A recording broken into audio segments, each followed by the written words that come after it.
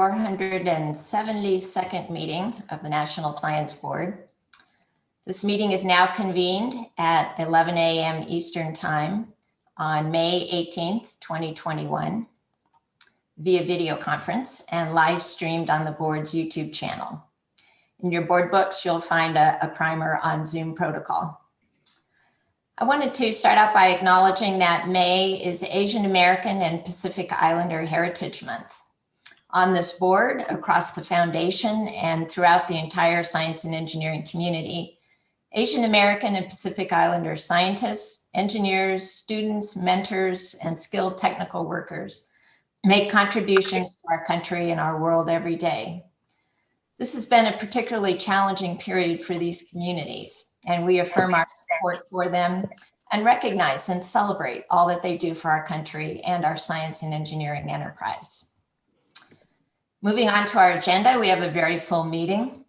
As is our tradition at the May meeting, we'll be celebrating our Waterman, Bush, and Public Service Award recipients. And I encourage everyone watching now on YouTube to tune in for our award celebration, which starts today at 4:45 Eastern Time. At that time, we'll be welcoming back 2019 Waterman Award winner Jennifer Dion to moderate a panel with our 2021 honorees. Yes. Tomorrow morning at 11 a.m. Eastern, we're going to have a panel on lessons from minorities serving institutions, focusing on the strategies these MSIs use to educate and retain students in STEM and what other institutions can learn from them. This session is part of our ongoing series to raise awareness about and inform strategies to develop STEM talent, especially the missing millions. In addition to the panel, we have several public sessions that tie in with our focus on Vision 2030. This includes a presentation this morning on the National Center for Science and Engineering Statistics' recently released report on women, minorities, and persons with disabilities. Also, updates on the NSF budget and the board's engagement activities, and discussions tomorrow on EPSCoR, the established program to stimulate competitive research, a key component of the board's and the foundation's focus on expanding the geography of research. I'll now turn the meeting over to NSF Director Sethuraman Panchanathan for his remarks. Thank you very much, Madam Chair. And I will now share my screen for my presentation and then give my remarks. Are you all able to see my presentation screen? Yes.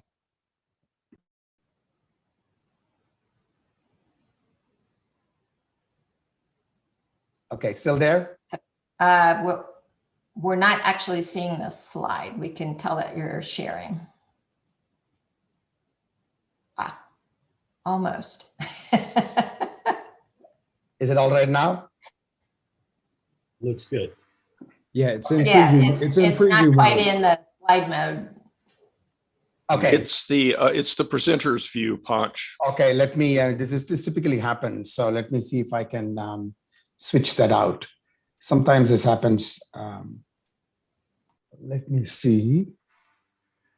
Display settings.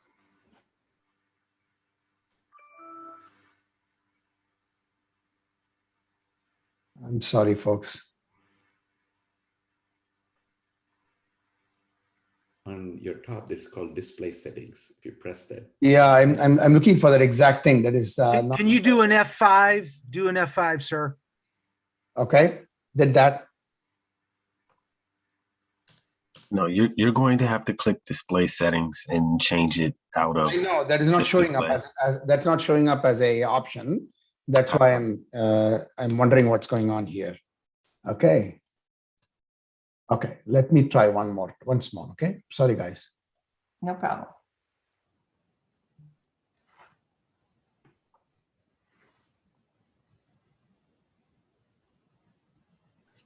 Yep. Is it now still showing the same? Should I swap? Right now, we're not seeing a shared screen. Okay. Okay.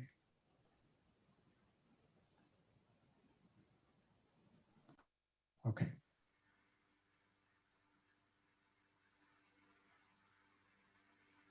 There you go, Ponch. All good? All good. All you have to do is hit the screen slideshow at the bottom. Yeah, that's what I'm doing. So just to make sure that that is still looking good. Yeah, unfortunately, Yeah, now I'll switch the display settings. Now it should be all right. there we go. There you go. Okay. Excellent. Great. Thank you so much. So thank you, Madam Chair, again. And it's a delight to be with all of you today. And as always, these board meetings are truly a vibrant environment. And we learn a lot at NSF through our interactions with all of you, and also be able to communicate the exciting things that's happening at NSF. So I want to take this moment to welcome all of the board members who are joining us today. As I have been saying for more than a year now, organizing these virtual events is an enormous task. So I want to recognize the hard work that goes into making that happen. And just switching a simple slideshow indicates that, right? And so thank everyone for their efforts to ensure that these important meetings can happen successfully virtually. And so to the NSBO and to NSF staff, I want to express my gratitude. So from the previous meeting, you all know that we have been talking about how aligned we are in terms of our vision of NSF with NSB 2030 and the administration pillars. So that alignment is something that I've been talking about quite extensively wherever I go and talk about how NSF is perfectly synchronized on all fronts. As you know, these strategic plans lay out critical areas of investment for advancing discovery and innovation and for strengthening the STEM community, all of which comes together to strengthen the nation's economy and the global leadership imperative. These are launching points for action, and I'm excited to be able to share with you today the progress that has been made since we last met. I promised all of you that I will always share one science highlight, if not more. In this meeting, since we have many other things that we're going to share, I'm going to share at least one of them, particularly related to COVID. But before I get to that, I would be remiss if I didn't talk about the DNA. So I thought I would again reinforce this DNA concept where we are talking about the synergy between the curiosity-driven, discovery-based explorations and use-inspired, solutions-focused innovations, which guides us and also lets the community know and the public know how we are leveraging congressional support and funding to advance the research enterprise on all fronts at NSF. We have been doing this over the last 7 decades. There are many, many examples to demonstrate the power of this synergy and what it makes happen. So this, I believe, personally, is an incredibly powerful approach. And it has always been part of NSF, as I said, and how we have operated. As I said, I will give you a concrete example, and I want to contextualize it to the current day, which is COVID. And we all know that COVID has had an enormous impact. And we're going to be talking about what NSF has been doing in terms of helping the community out there.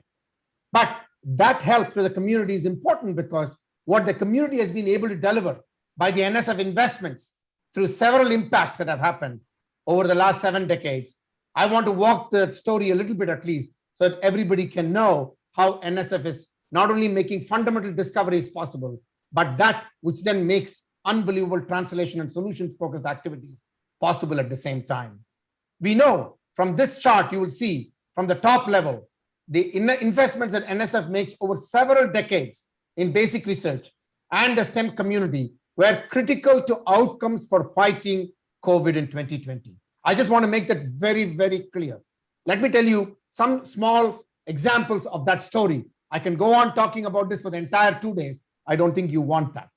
NSF investments in PCR, for example, on the top left, go back to the 1960s. And today, this is, we know, a critical tool for COVID testing. One of the innovative approaches that NSF has supported is tracking COVID-19 infections in wastewater, which allows researchers to identify outbreaks before symptoms began to appear in the community. Then, moving on, we supported the early development of additive manufacturing methods and 3D printing through numerous investments in the 1980s. Thanks to those investments, 3D printing technology today is at a point where high school and college students can make important contributions to the fight against COVID by engaging in manufacturing rapidly PPEs, whether it is the protective equipment, masks, even ventilators, for example. This is phenomenal progress that has been made possible because of sustained investments in additive manufacturing starting as early as late 70s and the early 80s. So I just want to put it out there. You've also heard about CRISPR, another NSF investment, which is paying off today in rapid testing for COVID. PCR is also an important tool for COVID testing, as I said earlier, which demonstrates how diverse investments can converge after years or decades to help us overcome big challenges. And that's something that all of us should be very mindful of as we are thinking about core investments in NSF that advance the fundamental discoveries and curiosity-driven research. And this is something that all of us should feel proud and make sure that we dedicate ourselves for ensuring that we are doing that at speed and scale and at strength. Some of the most important investments we made, let's be very clear, have been in people. For example, Kizzmekia Corbett is an immunologist at NIH who co-led a team that worked with Moderna to develop one of the 2 mRNA vaccines that have shown to be more than 90% effective in treating COVID. Corbett was a Meyerhoff Scholar at the University of Maryland, Baltimore County, UMBC, who graduated in 2008. The Meyerhoff Scholars Program, you all may know, is funded in part by the NSF Louis Stokes Alliance for Minority Participation, LSAM program. So even in areas where NSF is not making direct investments, we are fostering the research workforce that goes on to make tremendous contributions to areas like vaccine development. I just want to make that again very clear, underscore the importance of what NSF does. NSF does very well, has always been doing that in every part of our nation, every state of our nation, everywhere that NSF has presence in terms of motivating, inspiring, and nurturing talent, which is the most important thing that we can do for ensuring prosperity, innovation, and keeping us in the vanguard of global competitiveness. And lastly, progress enabled by NSF investments is critical for designing public policy that improves public health outcomes and helps communities navigate big challenges like COVID-19. For example, NSF funds the Societal Experts Action Group, called SEAN, which links decision makers with social, behavioral, and economic science researchers who can provide evidence-based expert guidance that supports local, state, and federal policies and responses related to COVID-19. I just want to make that very clear. So science is the core of everything we know, and we have realized it even more in the last year. So let's strengthen at speed and scale. And therefore, keeping with that mission, therefore, the American Rescue Plan response is very, very timely. And so we are tremendously grateful to the Congress and the administration that we are able to strengthen this DNA of NSF that I talked about. Since the previous meeting, I am very grateful that both Congress and administration has made possible $600 million for NSF to address the vulnerable segments of the research community that are in need of support. But NSF did not sit idle. I want to assure you that. We have been carving out, even in the difficult, tight budget situations, what can we do more? And you heard some of it in the last board meeting. We have been able to carve out close to 5%, 4.7% of our regular budget to be targeted towards, again, these efforts to ensure that the scientific community feels supported. The disproportionately affected individuals, disproportionately affected institutions are getting the support that is needed so that they can advance. And you're going to hear a little bit more about that. So all total, between the ARP and what NSF is doing in FY21, we are looking at close to $1 billion of resources that we are targeting to strengthening the research community and ensuring that they are able to recover from many of the challenges and setbacks that they have encountered during the COVID-19 pandemic. Now on to the next item, which is again very exciting. The Biden-Harris administration has proposed a significant investment in research and development as a way to strengthen the economy and support job growth.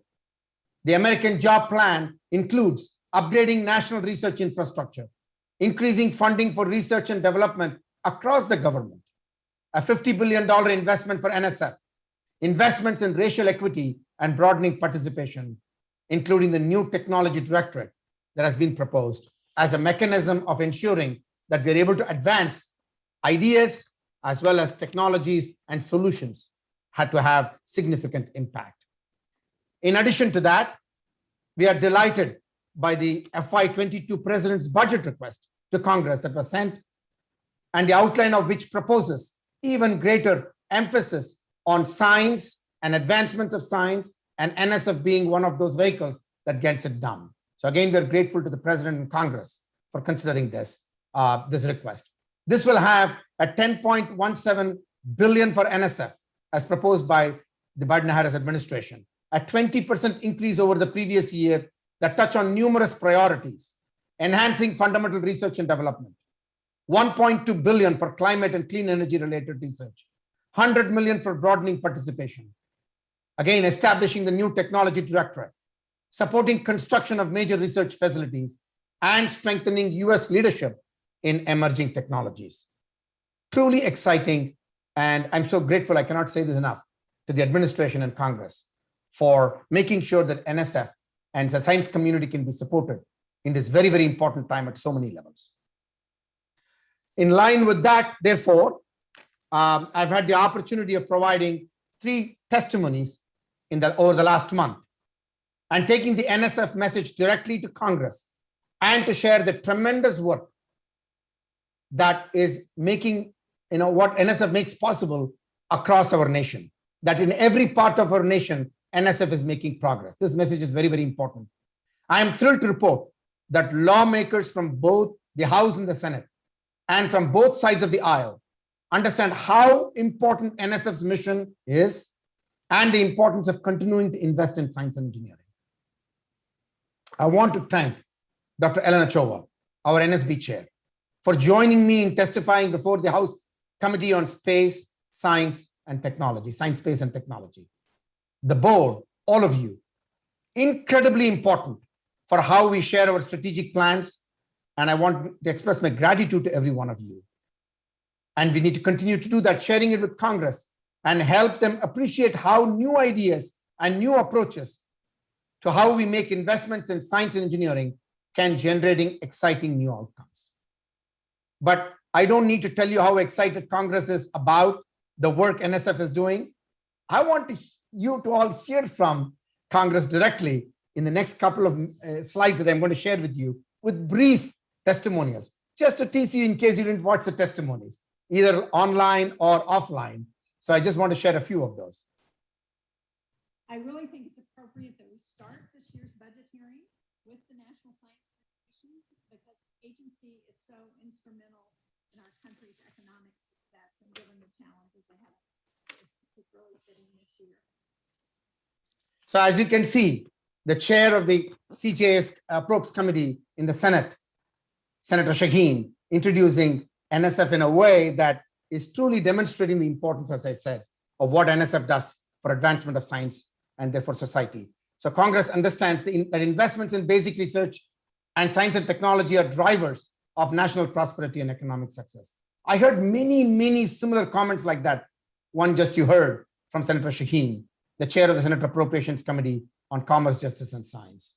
Across the board, members are laser focused on the need for US competitiveness, especially on the global stage. I had many excellent exchanges with members on how we cannot lose momentum on any opportunity that is available to advance our science and engineering capabilities because US global leadership depends on it. On to the next one. It goes without saying that the global pandemic has caused so much loss and suffering, but at the same time, it illustrated the speed at which the scientific community can mobilize to discover solutions which provide adequate resources, as the chairman has pointed out. The need to mobilize this perhaps has never been greater. Again, there are so many challenges throughout society where science and engineering are going to be critical tools for how we understand and develop solutions that enhance people's lives. This is something that is heard members of Congress understand, as you just heard from Representative Robert Aderholt, who is the ranking member on the House Appropriations Subcommittee on Commerce, Justice, and Science Agencies. Now on to. Said that accessibility and inclusivity is exceedingly important for our nation. It is very important.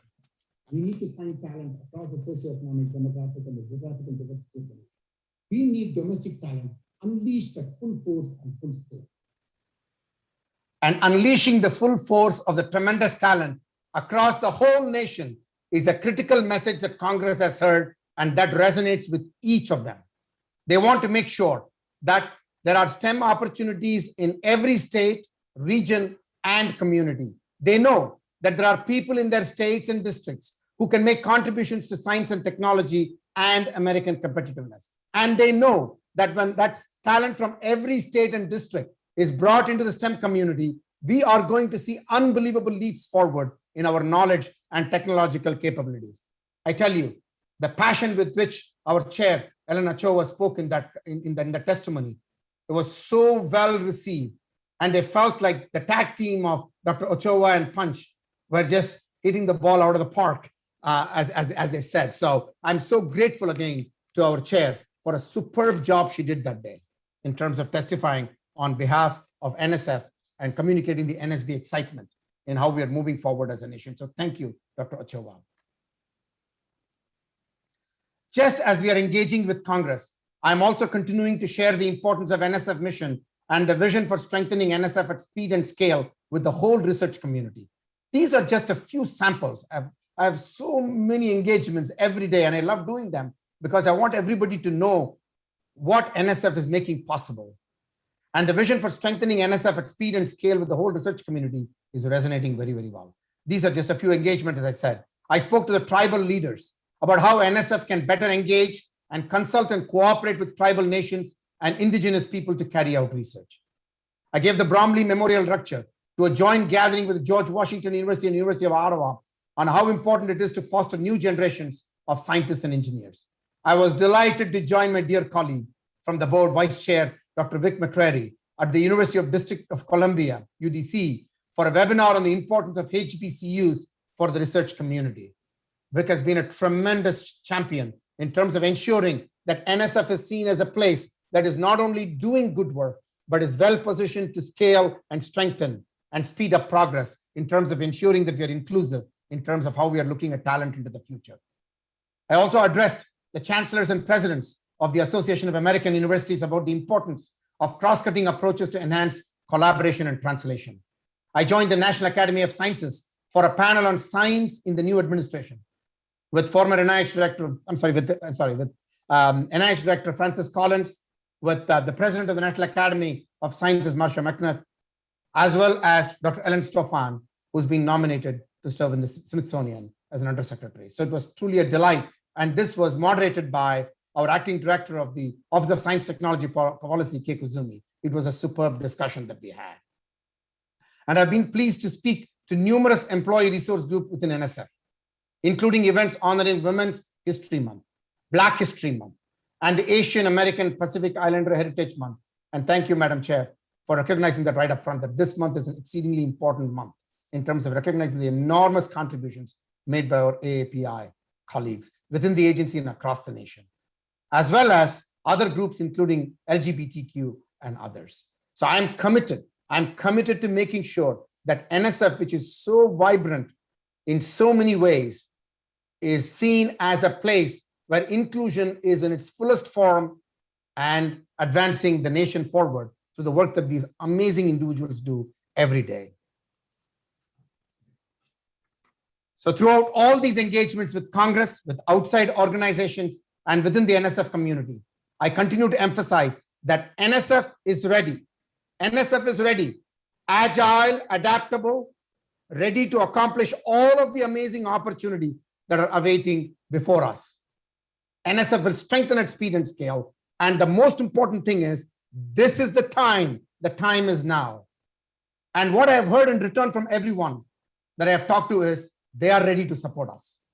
Our agility and adaptability are tremendous strengths that will make it possible for us to do everything that we are being asked to achieve by the administration and Congress and the research community. To do that, we are going to strengthen at speed and scale. You're going to get tired hearing me say this. So when people say, what does it mean? Here is what I want to underscore to you. What this means is that we are going to increase the capabilities of the research community in order to make bigger breakthroughs and more technological innovations than ever before and at a much faster rate. Speed means that we cannot wait. Opportunities arise and pass by at an incredible rate. And we must be ready to rapidly tackle opportunities as they appear and before they pass us by. And scale means that we are not just increasing our investments or the size of our programs or the number of researchers we support by 10 or 20%. Yes, we do all of that. But it means a lot more. It means we are increasing the power of everything NSF does by an order of magnitude. By an order of magnitude. So therefore, the time is now for increased investments and attention. This is a moment of tremendous support for the science and engineering community and what we can accomplish. And it is the moment of enormous national need for what we can contribute. And so, Madam Chair, I say that with true delight that we are ready. And I cannot thank you, Vice Chair McCreary, and all the members of the board for your strong support for NSF, and all your advice and counsel and your oversight is making NSF richer, stronger, better, and we will serve our scientific community, therefore, into the future. Well, so thank you so much. Well, thank you very much, Panch, for your excellent presentation. And it was particularly important to see how investments over several decades are paying dividends today in addressing the pandemic. Are there any questions from board members before we move on to the next item? I don't see any. So we'll go on to my activities. Much of my activity since the February meeting has focused on Congress. In March, Victor and I met with the majority staff of the House Science, Space, and Technology Committee and with the majority and minority staff of the Senate Commerce, Science, and Transportation Committee. In both conversations, we provided updates on Vision 2030 implementation and shared board consensus principles related to NSF-focused legislation.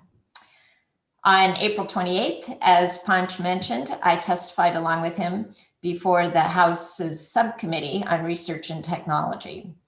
And again, I use this opportunity to focus on Vision 2030 and the actions that NSF and the nation must take to maintain science and engineering leadership over the next decade.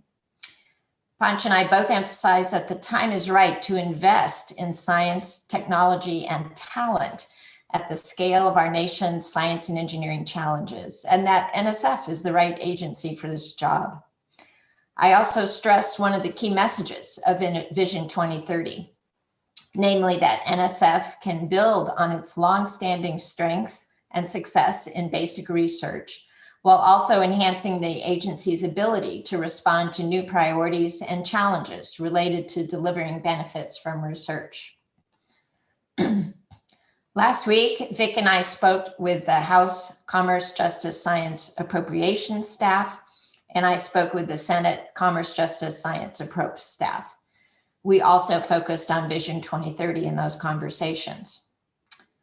Vice Chair Victor McCreary has been doing a tremendous amount of outreach related to Vision 2030. Vic will say more about his activities during tomorrow's Vision Implementation Working Group session. So for now, I simply want to express my thanks to Vic for his passion and leadership in this area. Are there any questions or comments?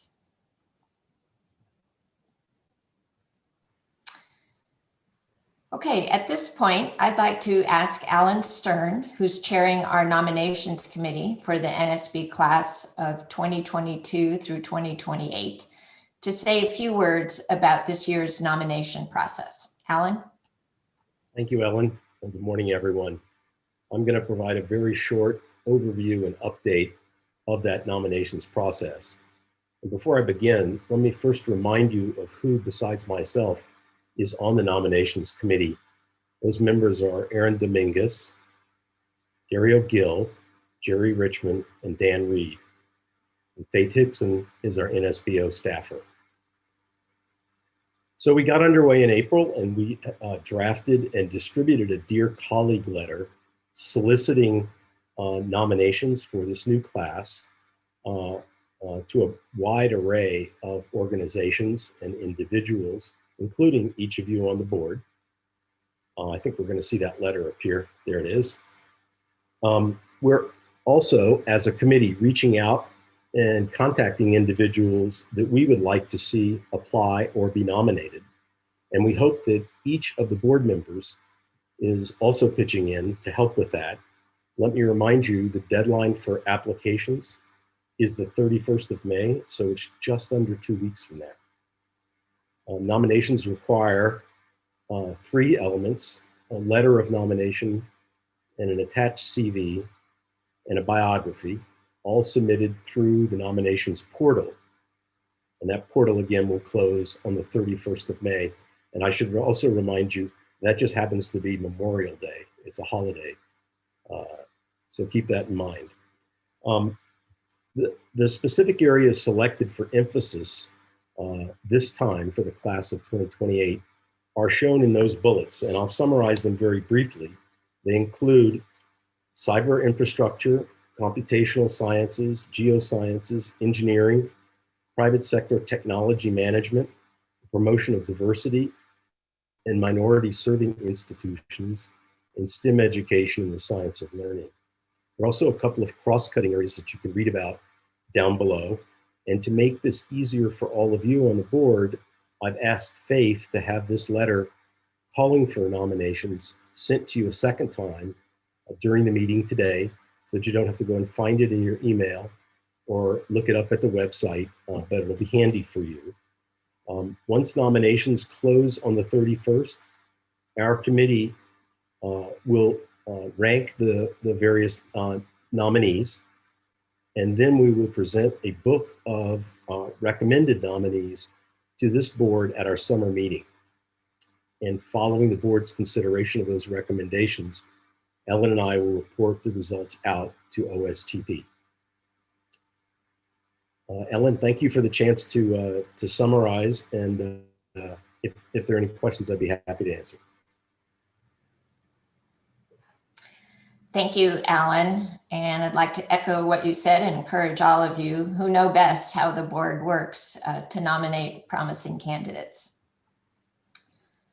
Let's see, moving on to the next item. Our final item for this open plenary session is a briefing on the recently released Women, Minorities, and Persons with Disabilities report.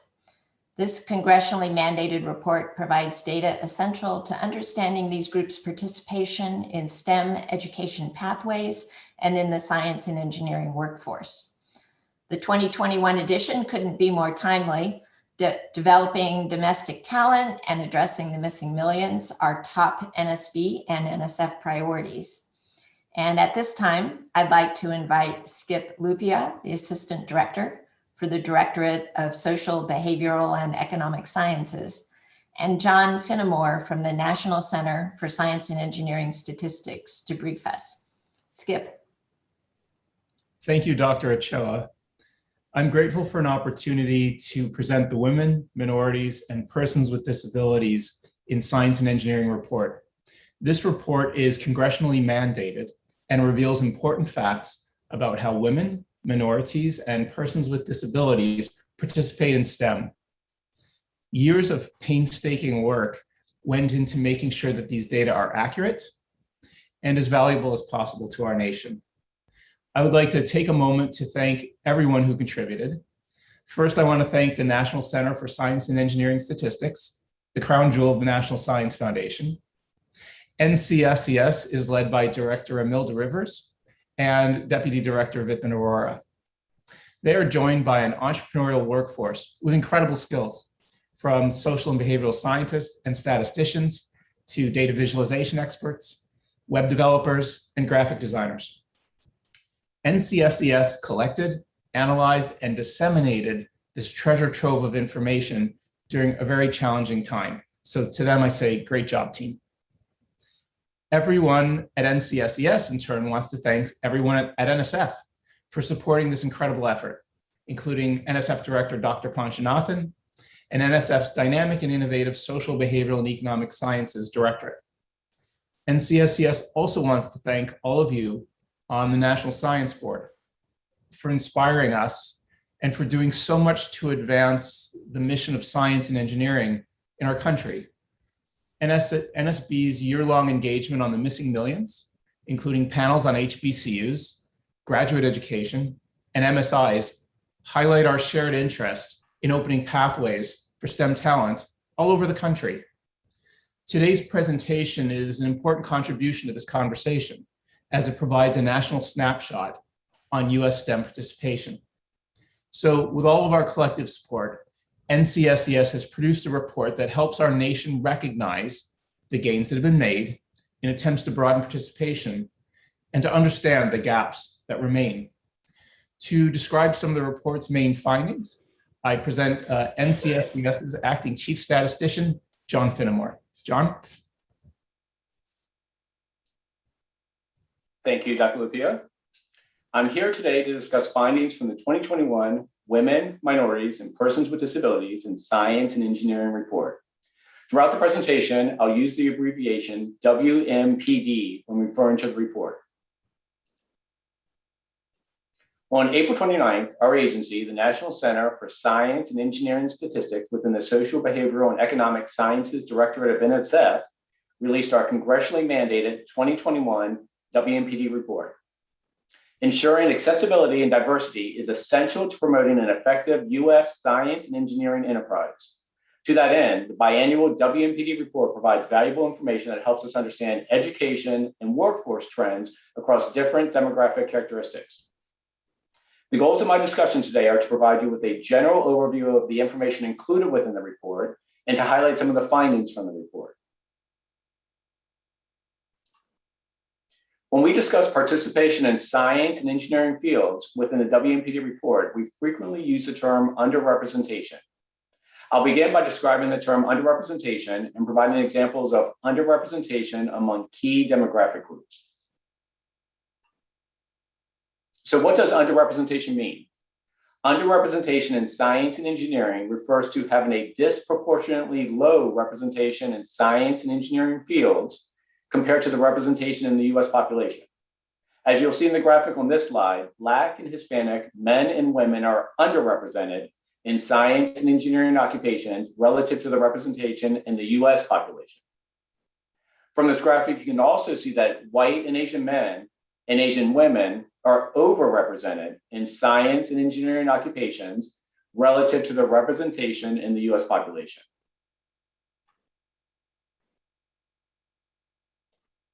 While the previous slide described underrepresentation in science and engineering occupations, underrepresentation can occur at many transition points within an individual's career pathway. Overall, underrepresented minorities, which includes Blacks, Hispanics, and Native American or Alaska Natives, account for roughly 32% of the US population. As you'll see in this graphic, their share is lower at different points in the science and engineering career pathway. While underrepresented minorities are 32% of the total population, there are only 24% of science and engineering bachelor's degree recipients, 14% of S&E doctorate recipients, and 15% of individuals working in S&E occupations. So as you can see, there are different levels of underrepresentation depending on where we are in an individual's career pathway. Similar to the differential levels of underrepresentation that exist among minorities, there are differential levels of underrepresentation among women within the S&E career pathway. While women are 50% of the total population and also 50% of science and engineering bachelor's degree recipients, they are only 45% of S&E master's degree recipients and 41% of S&E doctorate recipients. So women are underrepresented among S&E advanced degree recipients. Having provided a high-level definition of the term underrepresentation, as well as some of the key findings from the report that help describe where we are now, I'll turn my attention to providing an overview of the report. The report, in a general sense, includes two main topical sections: education and workforce. In the next portion of the presentation, I'll describe some of the education findings, which include enrollment, completions, and field of degree information. In addition to examining representation by degree level, as discussed in the previous slides, the WMPD report also looks at representation by fields of degree. This figure examines the number and share of engineering degrees awarded to women over the past 2 decades. The left side of the figure includes the percent of engineering degrees awarded to women by degree level and year. The right side of the figure includes the number of engineering degrees awarded to women, also by degree level and year. Over the past 2 decades, both the percent and number of women earning engineering degrees has increased at all degree levels. Within the report, similar information is provided for other science and engineering fields of degree.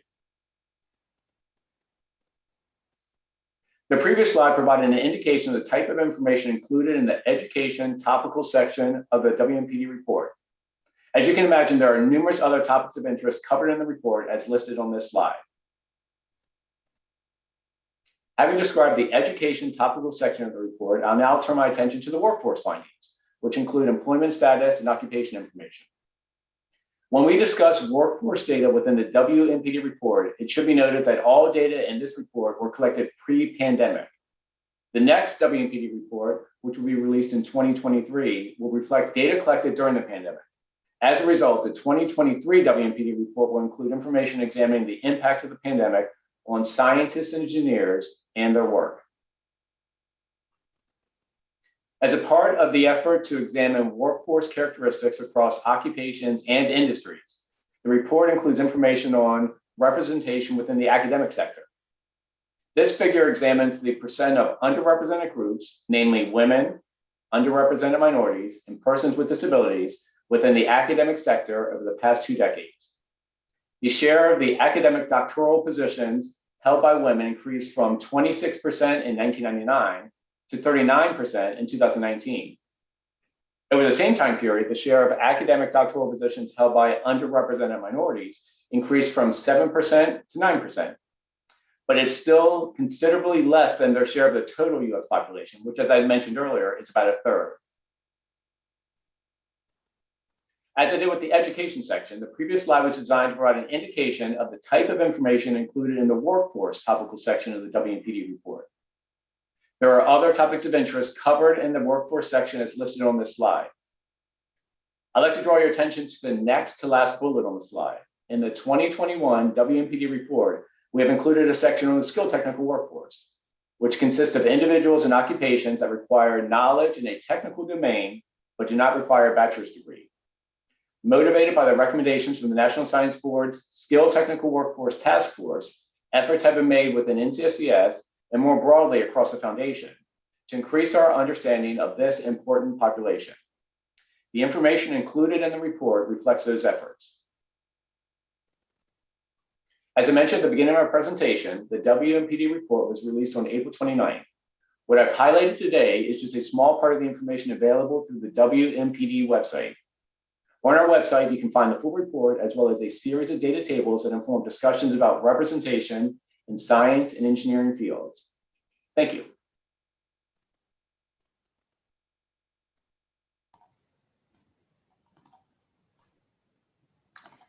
Well, thank you, Skip and John. We do have time for questions, so please, board members, use the Zoom feature to raise your hand. And let's see, I see a question from Jerry. Yes, thank you very much, John. I'm just delighted to see the engineering numbers go up for women. Do you have that broken down? Because what I've been seeing is a lot of that is increases in bioengineering.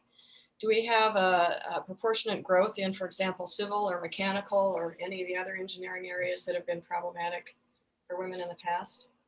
Some of our data tables include those breakouts. I'm not sure off the top of my head how it varies by level within the engineering fields, but we do have data within our data tables that I mentioned at the end of the presentation. Okay, thanks. You're welcome. Let's see, are there other questions? Let's see, I guess I have one just in general. I was wondering if there was a particular finding in this cycle of the report that stood out to you, or maybe some new trend that you will see and pay more attention to as you look forward?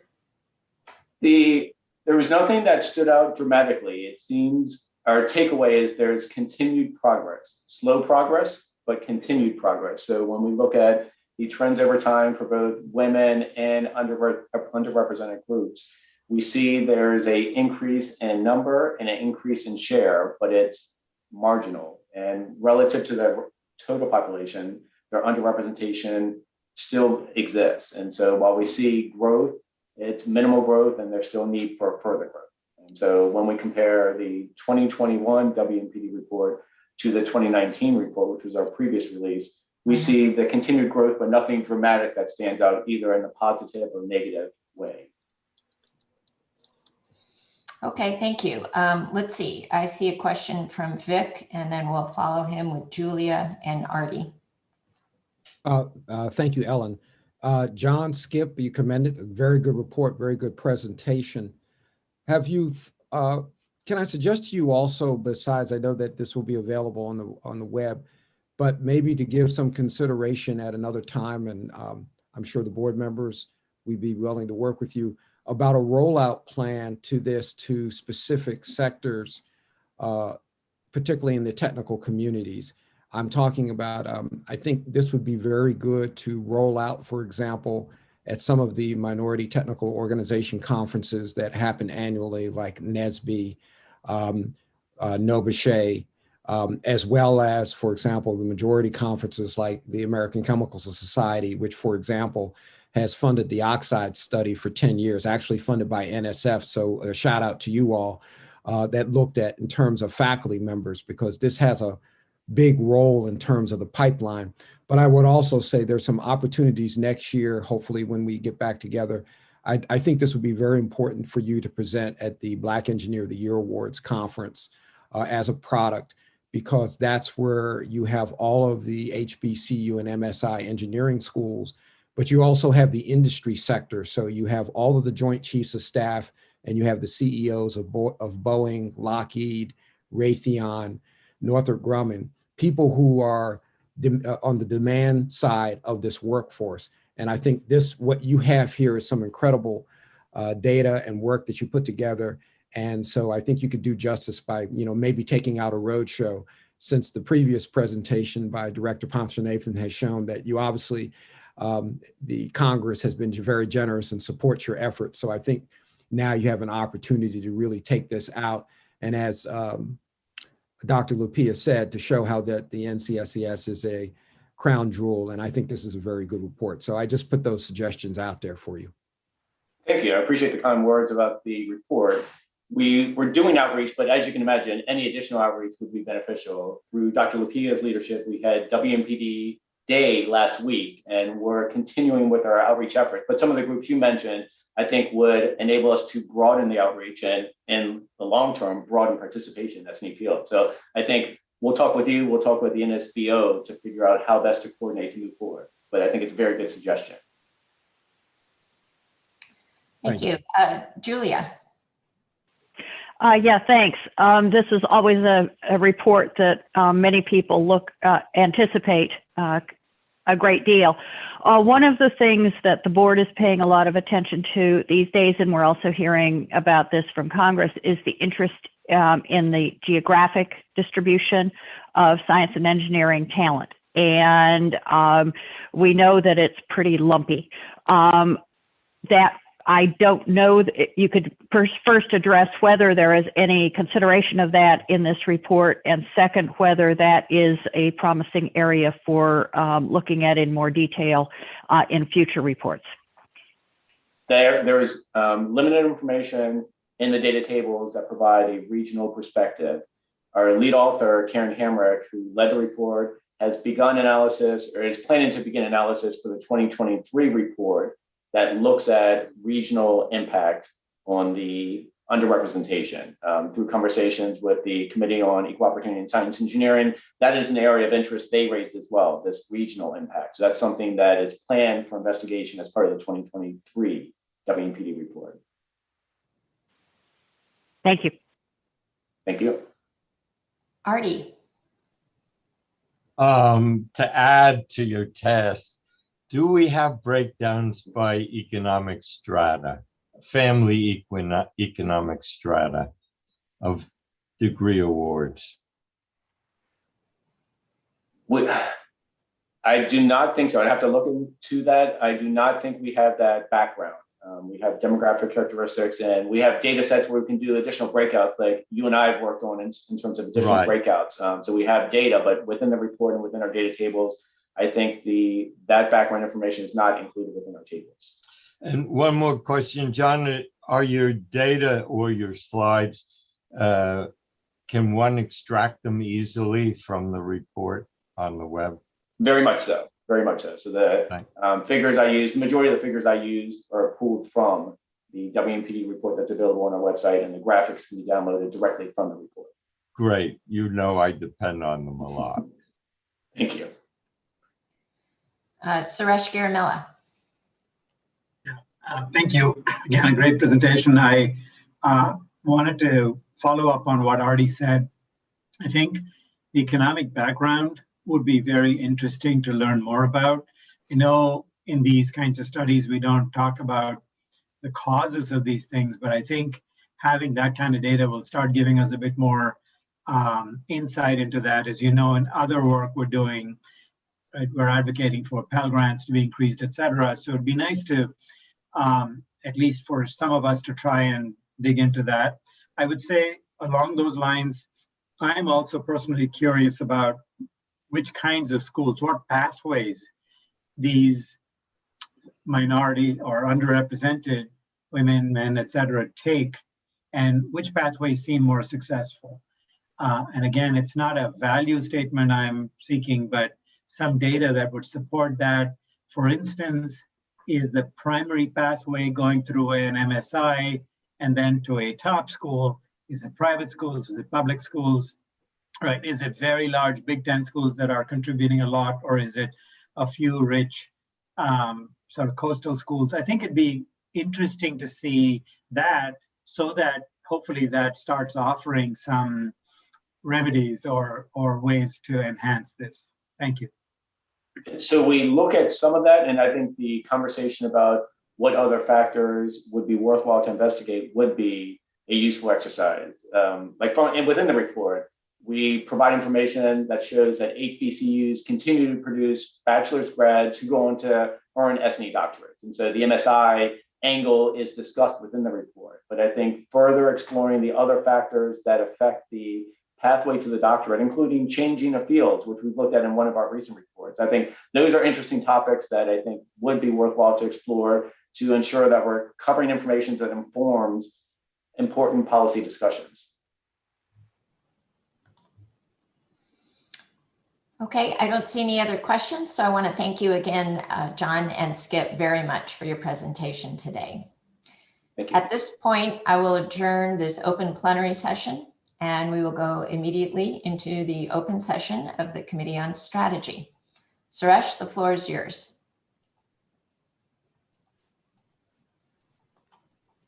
Thank you, Ellen. Welcome everyone to the open meeting of the National Science Board Committee on Strategy. My name is Suresh Garamella and I chair the committee. Committee members are Vice Chair Heather Wilson, Roger Beachy, Dario Gill, Mel Huff, Matt Malkin, Emilio Moran, Dan Reed, Alan Stern, and Steve Willard. We have two agenda items today, approval of prior meeting minutes and a budget update. Before we start, a quick reminder about using the hand raise icon or the chat function if you'd like to ask a question. And unless there are clarifying questions, let us hold them to the end of the presentation. In terms of the minutes, I ask for formal approval by the Committee on Strategy members of the minutes from the committee's open session at the February 24th, 2021 NSB meeting. The minutes are in tab 3.2 of the Diligent Board Book. Are there any corrections to the minutes? Mr. Chair, move approval. Would you have a second? Second. Great. Well, all in favor? Aye. Aye. Aye. I heard enough ayes, so we'll move on. Thank you very much, everyone. I think the main meat of the meeting today is the update on the budget. We'll hear an update on NSF's current year budget and the fiscal year 2022 budget. We'll hear from NSF Director Panchanathan and Budget Director Caitlin Fife. Punch, I assume you want to kick this off? Thank you very much, Suresh. Really appreciate that. And what I wanted to say basically is that there are two things that we're talking about here. The FY21, which is already in play. As you know, we have been waiting for congressional approval, and I think we've just received it. So I think Caitlin will be able to talk about that. And on the FY22, the president, as I said in my remarks, the president has released the budget outline. We'll again be able to share that with you. And we're waiting for the full budget details to come in the next couple of weeks as we hear. So without much ado, I would like to introduce Budget Director Caitlin Fife so that you can walk through this 21 as well as 22 with all of you. And then if there are any questions, we're happy to take it. Thank you so much. Caitlin? Thank you, Panch. I need to modify my talking points slightly and say good morning. I expected I would be speaking to you in a few moments. It is so great to be back in front of you all. And we have some updates. I wish we had more, but we will share what we know with you all today. As Panch said, we're going to start talking about the fiscal year 2022 process. And I wanted to just put up these major milestones so folks can kind of track with how we have been moving through the budget process. So you will recall that the American Rescue Plan was released back in March, which was exciting for NSF as we received $600 million. And we'll be hearing about that in another session. And then in April last month, the Biden administration released the budget outline, which included some great news for NSF on our top line, as well as some highlights for our budget. As we head into May, we're looking at the congressional justifications being submitted. We know that the number of days in May is not many, but we can say that we expect that the budget to be released next week. So only a short time left until those details can finally be revealed and discussed openly. And then I've included a couple more milestones upcoming, as it's hard to believe fiscal year 2023 is just around the corner. So as far as a current year update, fiscal year 2022, this is good news that you all have seen before. NSF received an increase in our operating budget for FY 2021 was $8.5 billion, which was an increase over what we had in the prior year of 2020, which was over $200 million increase, and a notable increase over what was requested in 2021, $745 million. Again, this is just a testament and some data that supports how much NSF receives bipartisan support from Congress year over year. And we're really happy to continue to see that support and be good stewards of those dollars. In addition to those dollars, we are implementing some notable congressional direction that I wanted to focus here.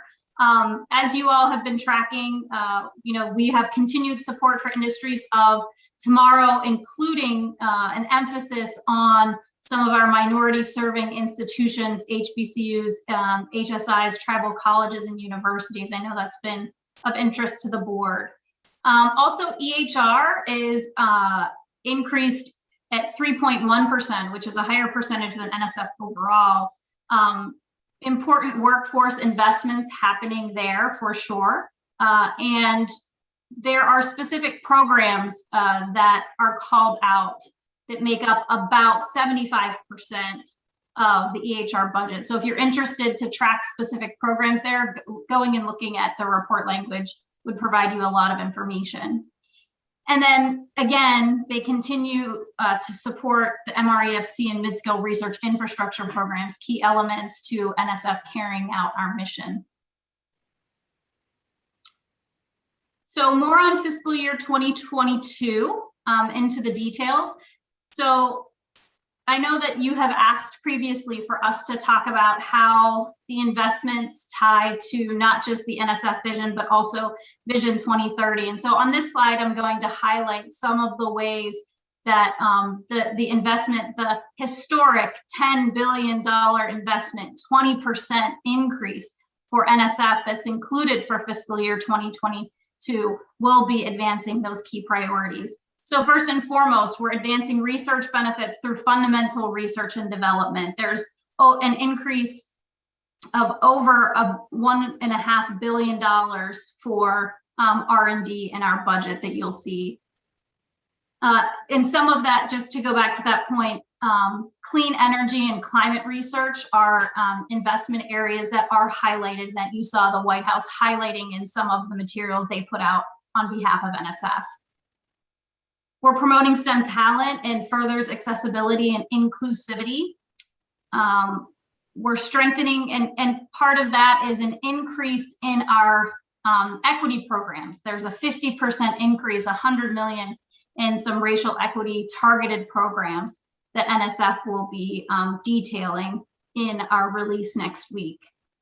We're strengthening U.S. leadership in emerging technologies. This is the reference to the new directorate that emphasizes partnership, innovation, many of the things that have been highlighted in Ponch's vision, but also in the 2030 vision, that NSF is really a steward and beacon. And then finally, it supports NSF institutional needs. I know this is something the board tracks very carefully, making sure that the organization of NSF is sufficiently funded to be able to support those, to make sure that the staff, the workforce are appropriately funded so that we can carry out the essential mission. And the budget does in fact take care of that as well. So again, here are some of the highlights that I talked about as I talked through those, kind of strategic investments. Here's some more of the numbers. I'm a budget person. I can't not give you slides with the numbers on them. So here you see that the discretionary request, this is the $1.2 billion increase for clean energy and climate energy related or climate related research that is being highlighted in the 2022 budget. 100 million or 50% increase in those equity programs. Additional R&D investments. I told you the total R&D investment is over plus 1.5 billion for our R&D overall. And so folks across the foundation, across our communities will benefit from this historic funding level for NSF. And with that, I will leave it with the group to see if there's any questions. I see Steve Willard's hand up, but Suresh, I can turn it to you to facilitate the questions. Thank you, Caitlin, and thank you, Punch. That was good and succinct. We can certainly go to questions, and we'll go to Steve first. Thank you, Caitlin. On slide 7, you talk about support for outreach to HBCUs, travel colleges, that sort of thing. Is that in our established merit review process, or is that an exception to the merit review? So Congress doesn't engage on the merit review process. I think what I'm trying to highlight here is in the language, if you were to go into the report language, they would say NSF is strongly encouraged to ensure that they partner and work with these minority serving institutions. So I wouldn't want to comment on what their views are on the merit review process or not. Steve, all I can tell you is from NSF perspective, everything is done through a strong merit review process. And that's always the case. And this is to ensure that we are inclusive in how we are looking at our portfolio of investments, to ensure the talent, which I keep talking about, talent is everywhere, ideas are everywhere, and we need to make sure that we are supporting the talent and advancing the talent everywhere. So that's what this is about. Right, but you said we're doing that consistent with the merit review process, which is always. Always. Thank you. That's quite clear and quite reassuring. Thank you, sir. Yeah, thank you. Are there other questions from committee members or anyone on the board? I'm certainly excited about the budget release date that you mentioned for next week. That's we're all looking forward to hearing more after that. How are we? Yeah, and Suresh, we are all looking forward to that, so we can share additional details in terms of how all of this is, and it's all consistent. As I always, one thing I wanted to preface and say very clearly, and you all know that in the Committee on Strategy, because I sort of gave an overarching presentation before the budget numbers were presented. I want to be very clear that it all starts with strategy, okay? And the NSB 2030 vision, the NSF vision, and the pillars, as I keep presenting that. So all the budget in outline and the details are all aligned with the strategic perspective. So budget has to always follow strategy. We all know that. And we are making sure that that connection is clearly understood, established, understood, and conveyed. So you will see that always, that consistency. And I have to say thanks to the board, because the board has emphasized the importance of that communication and of how strategy leads to budget, and that it is not independent of one another. Sometimes it seemingly. We certainly heard you say that often, Punch, and it shows through in the materials you present. It's definitely appreciated, and I think especially as we're planning future year budgets, having more time to discuss the strategy versus the budget plans would be great. So, I don't see any other hands. I'm last, I guess, going once, twice, etc. I guess Artie. Steve's question about the merit review brought to mind one problem that I don't know how to deal with, and that is, if we are to achieve a greater distribution of the benefits of science geographically, then we've got to achieve, I believe, a better distribution of infrastructure. I think that Roger and I dreamed that there would be a distribution of cryo-EMs around the country. I don't believe, perhaps we can with the new budget if it goes through, but that the foundation can do that alone. And I would urge Punch to urge the formation of an NSTC interagency, subcommittee that thinks about national planning for distribution of valuable infrastructure. That's an excellent point, Artie. You are right about that. Now, Artie, I just want to say that when we talk about research infrastructure, you're absolutely correct that we need the infrastructure distributed geographically. The other thing I think also, if we all believe, and I think this is true, that talent and ideas are everywhere, how do we get those talents and ideas to be seen in ways that NSF's processes can therefore recognize and fund? Therefore, the research development aspect. So some of the things that I've been doing when I make presentations, I had this keynote talk with NORDER, the National Association of Research Development Professionals. In that, I emphasized that how might NSF working with the institutions in the research development process, how can a person with a great idea anywhere in the nation be able to sort of frame it in a way that can be successful in the merit review process, right? So these are things that we need to also be paying attention in addition to research infrastructure for performing the science itself. So I'm emphasizing that already. Both are important for us to make sure that we can get, you're absolutely correct, make sure that we can get this diversity of talent and ideas brought up to the surface and exercised to the best ability. And Jen, Artie, I couldn't agree with you more. We'll go to Roger and then Suresh Babu next.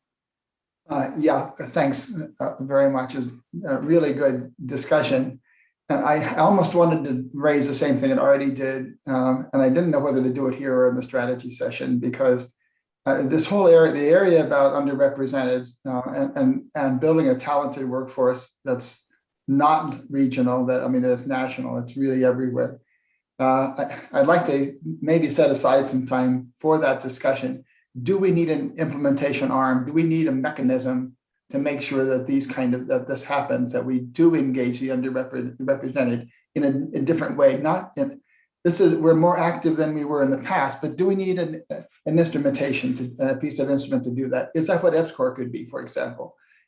Is there a redefinition of how we distribute So maybe we can save it for strategy, but Artie and I and others have talked about this and so much, but and it's too slow because we do need the talent. We need the information that others can bring us, and so maybe another way to discuss this would another time. But I just want to highlight the importance of what Artie said and how we feel about the urgency of doing this.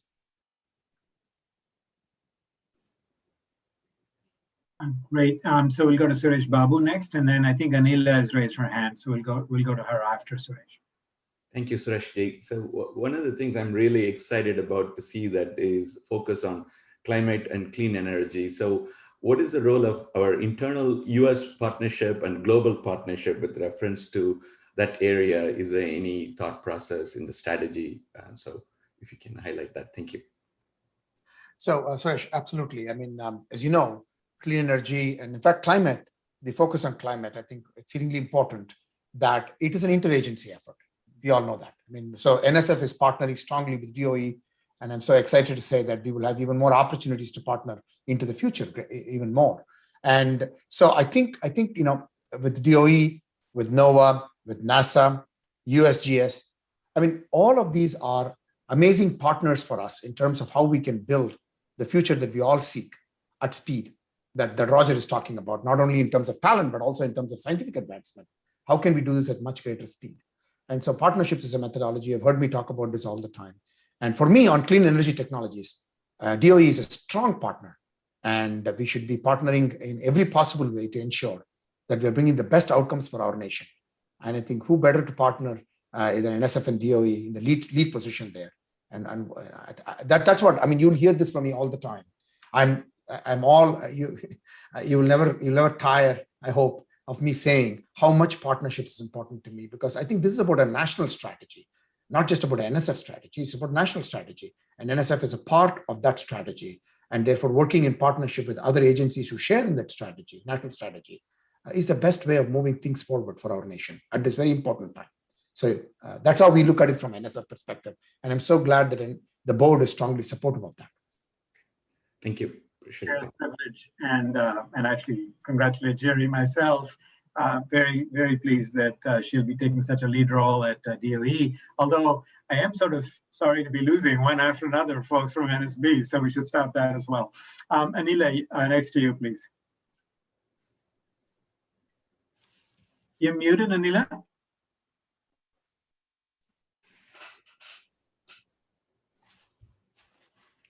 Anila, you're muted. You're able to, yeah, you're able to see that you're talking. Yeah, go ahead. I think it should be okay. Yeah. Yes. I can never find myself on the screen or the participants. That's my problem.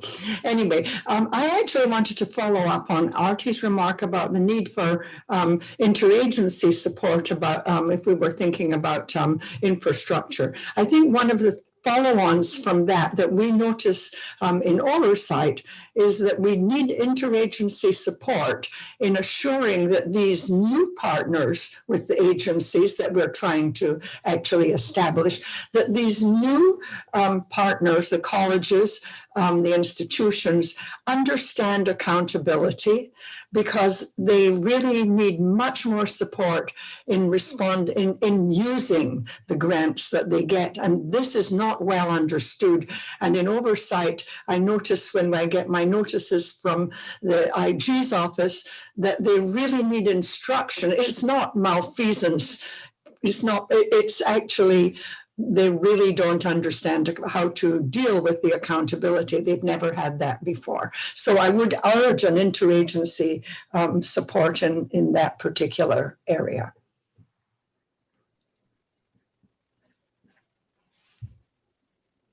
Thank you, Anila. I think that probably brings us to the end of this discussion. I will now adjourn the open meeting of the Committee on Strategy and turn the meeting back to Ellen Ochoa. Thank you, Suresh. We'll now take a 10-minute break until 12:25 Eastern, when we'll reconvene in closed session, and we'll be able to reconvene 5 minutes early. I'm sure we'll be able to use that.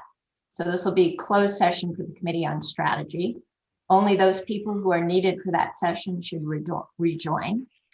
during this break. The coffee breakout room is available for those members wishing to use it. And again, to everyone else who's tuned in on our YouTube, our next public session today is the awards ceremony that begins at 4:45 p.m. Eastern, and we hope you will return then. Thank you.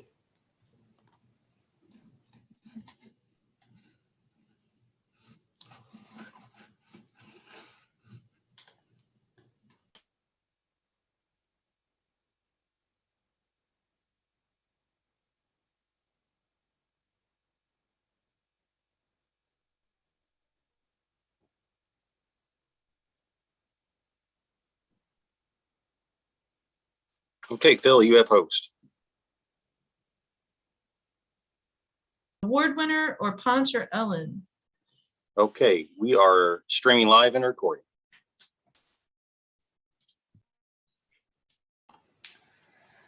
Welcome, everyone. Along with NSF Director, Dr. Sethuraman Panchanathan, it's my pleasure to welcome you all to this year's NSF and NSB Awards ceremony. Once a year, the National Science Foundation brings together top leaders in government, industry, and science to honor dedicated and remarkable people and their extraordinary contributions to our country. In 2021, we're once again navigating around the COVID-19 pandemic. I regret we can't be together in person to celebrate and honor our award winners, but I'm thankful that we can use technology to gather a larger circle of friends and family from around the world to help our winners celebrate in real time. At this event, we get to celebrate new knowledge and discovery across diverse science and engineering disciplines, celebrate the next generation of scientific talent, and the understanding of the widespread benefits from science and technology advancements. With the presentation of NSB's Vannevar Bush Award, we'll recognize an individual for his extraordinary leadership, public service, and contributions to our nation through activities in science and technology. With the NSB Public Service Award, we'll honor two individuals who have contributed to public understanding of science and engineering in the United States. And I'd like to offer a special thanks to Maureen Condick, chair of the board's Honorary Awards Subcommittee, for leading our board in the selection of this year's winners of these two awards. With the presentation of NSF's Alan T. Waterman Awards, we'll honor two young scientists and recognize them for their exceptional achievements and promise for significant future impact in their fields. To celebrate the recipients, we're premiering two videos that highlight the winners' science and public service work. The first video will showcase the winners of the National Science Board Awards, and the second will be about the Alan T. Waterman Award winners. After the video presentation, we're featuring a special panel discussion with these amazing thought leaders, led by a former Waterman Award winner, Dr. Jennifer Dion. And a special thanks to Allison Gillespie of the board office and NSF's Denise Zanino for bringing these videos to life. The Vannevar Bush Award honors lifelong leaders who have made exceptional contributions toward the welfare of humankind and the nation through public service activities in science, technology, and public policy. The National Science Board established this award in 1980 in memory of Vannevar Bush. He served as science advisor to President Franklin Roosevelt during World War II, helped establish federal funding for science and engineering as a national priority during peacetime, and was behind the creation of the National Science Foundation.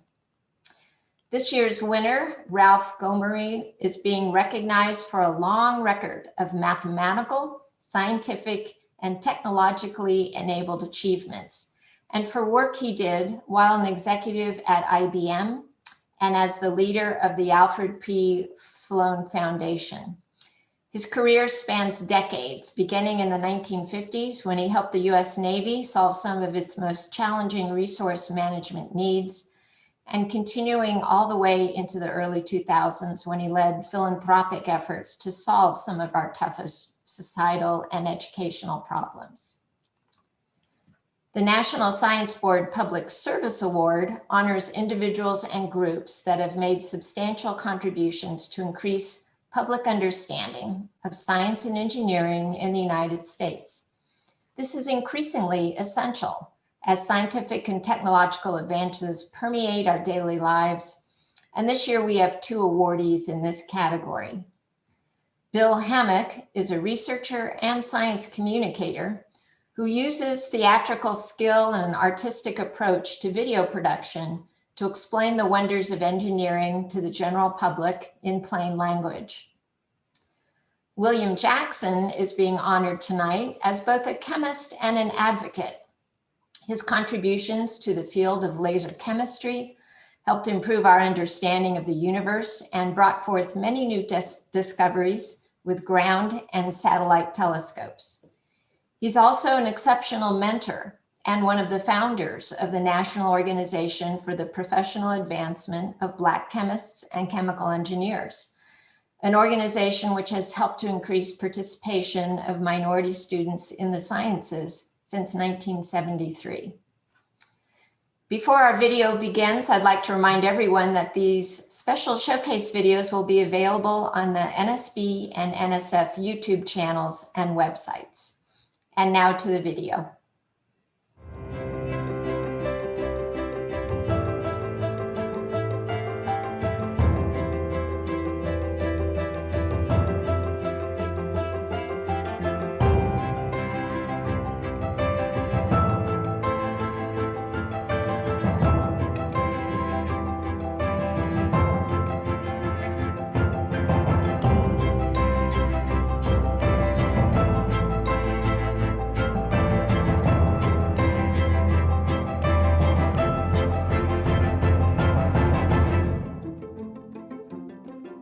I think African American scientists need for success the same thing that all scientists need for success: a burning interest in what they're doing and the passion to work at it day and night. And to do that, you must really want to be a scientist. I grew up in segregated Birmingham, Alabama. My father was a high school teacher who had finished Tuskegee Institute, and he taught algebra and auto mechanics. My mother worked for the federal government. I wanted to be a scientist when I was about 12 years old. I was reading an article about Percy Julian, who was really my role model. He was also the first African American who was a member of the National Academy of Sciences. I think my upbringing was a catalyst because I was taught whatever you do it well and try to help other people get ahead. So it was not just the racism that I encountered, but it was a racism that I knew other people encountered too. I finished my PhD in the early 60s. And when I went to American Chemical Society meetings, I saw only one African American. NOBCHA, or the National Organization for Black Chemists and Chemical Engineers, was started in the early 70s. What we conceived of at that time was to have an organization that we could address what we saw as the problems of getting more African Americans in STEM, to provide scholarships for undergraduate and fellowships for graduate students by leveraging our participation in government, industry, and universities.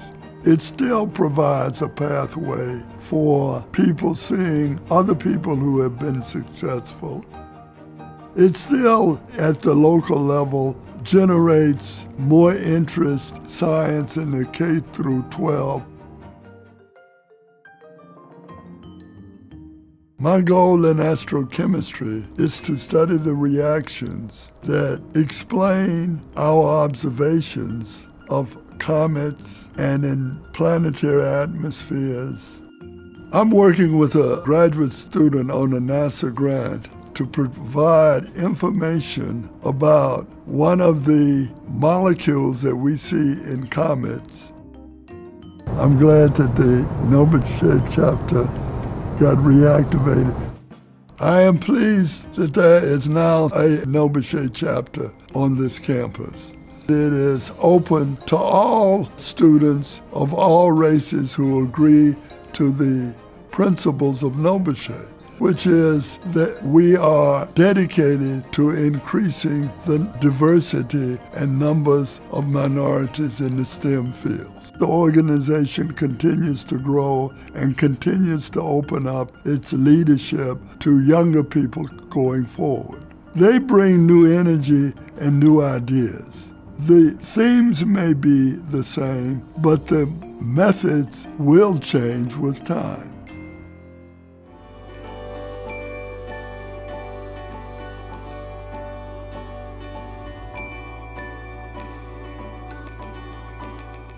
It's important for the public to understand science and engineering so that they can be good citizens, so they can make choices.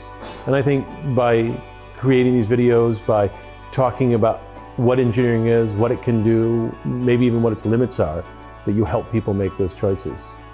I think what I do is a fusion of an inheritance, if you will, from both parents. My mother was a botanist, but it was really her power of explanation that's the thing that I retain. The way that you open up a world to somebody that they haven't seen before. And then my father was a theater professor. I often went to rehearsals as a kid and watched him work. But what I really learned from him was craft. I wanted to reach out to the public. I wanted to explain engineering to them. And when I looked around, I talked to the University of Illinois, and they said they would create a position where I could come here, and in whatever way I wanted, I could reach out to the public. So at the low end of the market, the VHS machines were cheaper than Sony's Betamax. And I started in public radio. I did several hundred pieces for public radio, how to think about engineering, about how it affects your world. They were really an extended definition of what an engineer is, what an engineer does. And it really honed my storytelling. The very first book I wrote was a small book called Why Engineers Need to Grow a Long Tail. And the second book was 8 Amazing Engineering Objects. When writing a book, we always think of a most general reader, somebody who is curious, and we try to bring them along to understand more science and the deeper engineering subjects. I run the channel Engineer Guy Video. It has a little over 1 million subscribers and some 60 or 70 million views now. The engineering in this, a modern disposable diaper, stuns me. And in it, we just discuss the things that interest me and fascinate me. The ingenious design of the aluminum beverage can. The microwave oven, how it works. This microwave oven is a truly remarkable feat of engineering. Plastic injection molding, how they make all the plastic things that surround you. The Engineer Guy videos are shot in this room. This is my studio. I usually create the videos with students. Over the course of doing the videos, I actually became more appreciative of engineering. You want to make a contribution to the world, and I think these videos do that. I suppose, though, at the very root, I just enjoy creating them. I enjoy thinking about how you're going to explain something. I enjoy the challenge of it.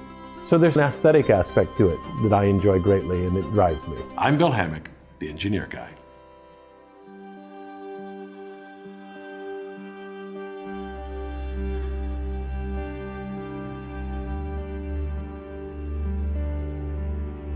Science is more and more a part of our everyday life. When I was growing up, science was not. Science is actually happening around you. It has an impact. You can't take that distant view of it anymore.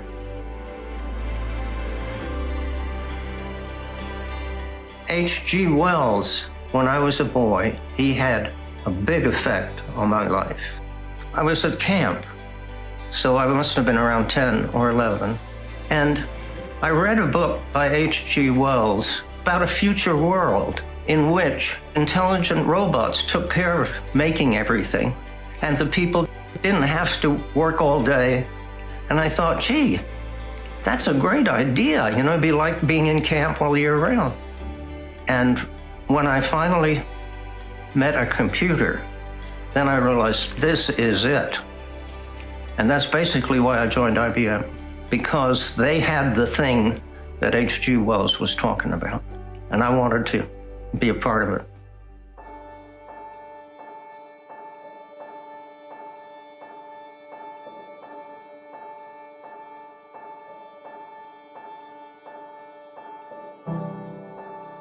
I joined the Navy because I didn't want to do theoretical math that only a few people could understand. The Navy did give me a chance to do really applied mathematics, and they didn't have anybody but me, as far as I can tell, who had a PhD in mathematics. It was just a life-changing experience. I started to work and learn about OR, operations research, and the techniques that are used in that. It was really just thinking mathematically about practical problems, and the world is full of them. And they had some Navy problems which they didn't know how to solve. I invented a method to solve them. But it turned out that method, which is called integer programming, has all sorts of other applications and became a very big thing.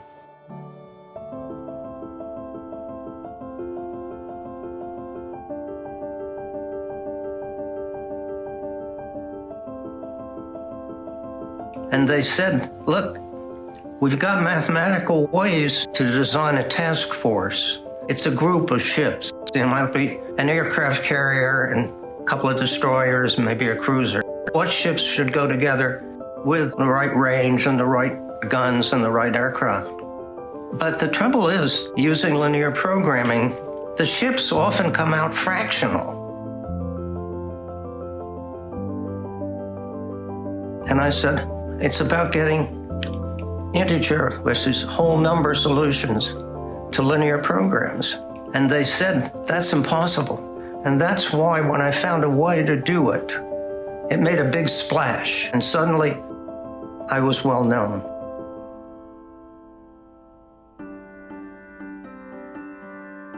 I wanted to go out where there were computers, which I felt were the wave of the future. And there'd be problems they wanted to solve. And so IBM's research division, which was just being set up, seemed like the obvious place to go. In research, we work both on IBM products and on scientific understanding.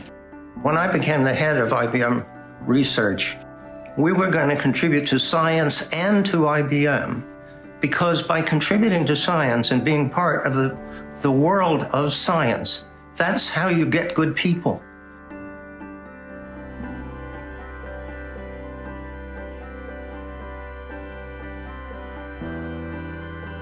A good one was the scanning tunneling microscope. A couple of our guys in our Zurich lab got the idea for making a totally new kind of microscope because we needed to know where the atoms on the surface of silicon were.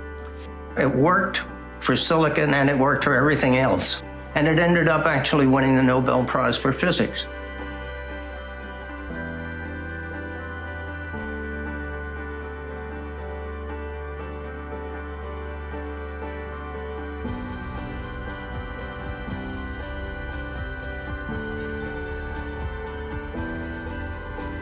I've always been an applied person. I've always wanted to solve problems in the real world.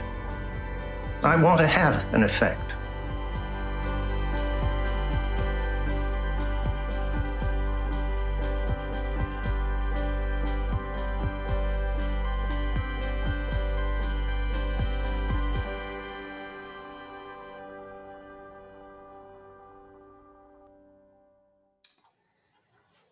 Well, thank you. That was incredibly inspiring. And I know that everybody out there is joining me in congratulations and applause for Ralph Gomery, Bill Hammack, and William Jackson. I'd now like to welcome Dr. Panchanathan to present this year's 2 Alan T. Waterman Awards. Thank you, Madam Chair. It's truly a pleasure. I also would like to join in congratulating Bill Jackson, Bill Hammack, and Ralph Gomery for this amazing achievement and what they have contributed to science, technology, and engineering for several decades. We are so proud of you, and we are very grateful to you for all your contributions. And it's truly an honor to be with you today to celebrate this wonderful achievement of yours. The Ellen T. Waterman Award, which is also a huge achievement at a very young stage in the careers of scientists and engineers, was created by Congress in 1975 to mark the National Science Foundation's 25th anniversary and to honor the agency's first and longest serving director, Alan Tower Waterman.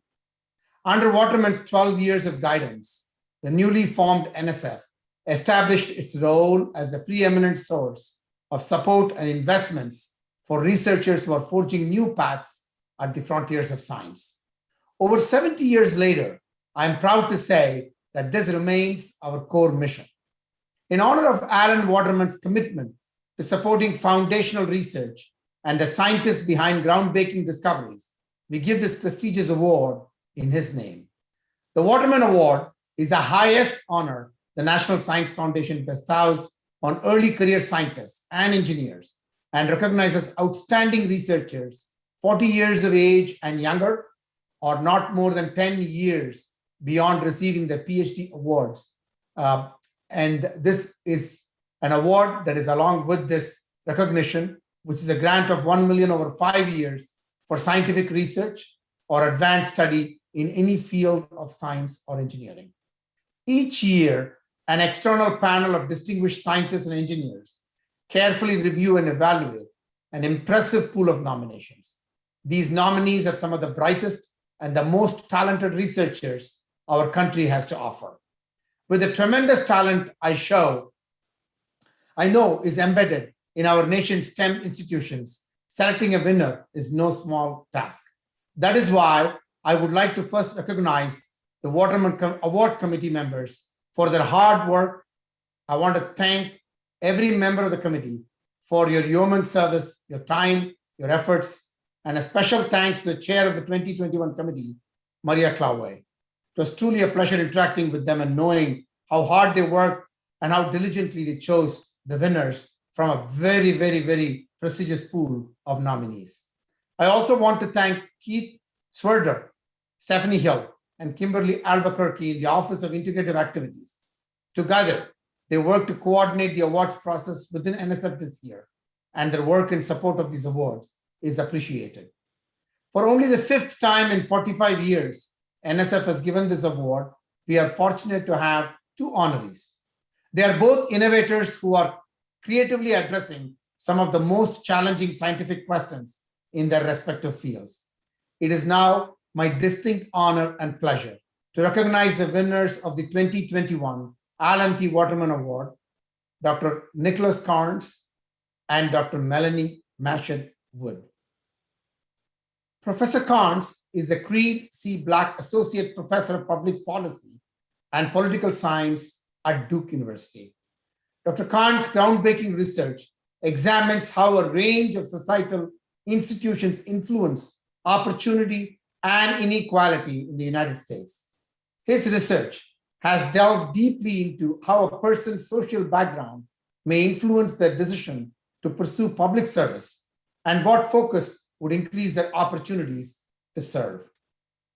Melanie Mashad Wood, Professor Wood, is a professor of mathematics at Harvard University and a Radcliffe Alumni Professor at the Radcliffe Institute for Advanced Study. Dr. Wood's pioneering research has provided new insights into some of the oldest and the most difficult problems in mathematics. She studies number theory, working on centuries-old mysteries about patterns in prime numbers and the statistical behavior of how factorization works in different systems of numbers. There is no doubt that Dr. Carnes and Dr. Wood exemplify the exceptional qualities that the Waterman Award seeks to recognize. The work that they are doing continues to push the boundaries of research and discovery, changing the way we think about the world around us and creating a lasting impact that will no doubt lead to a bolder, brighter future. Congratulations to both Dr. Carnes and Dr. Wood. I look forward to following your exciting and important work.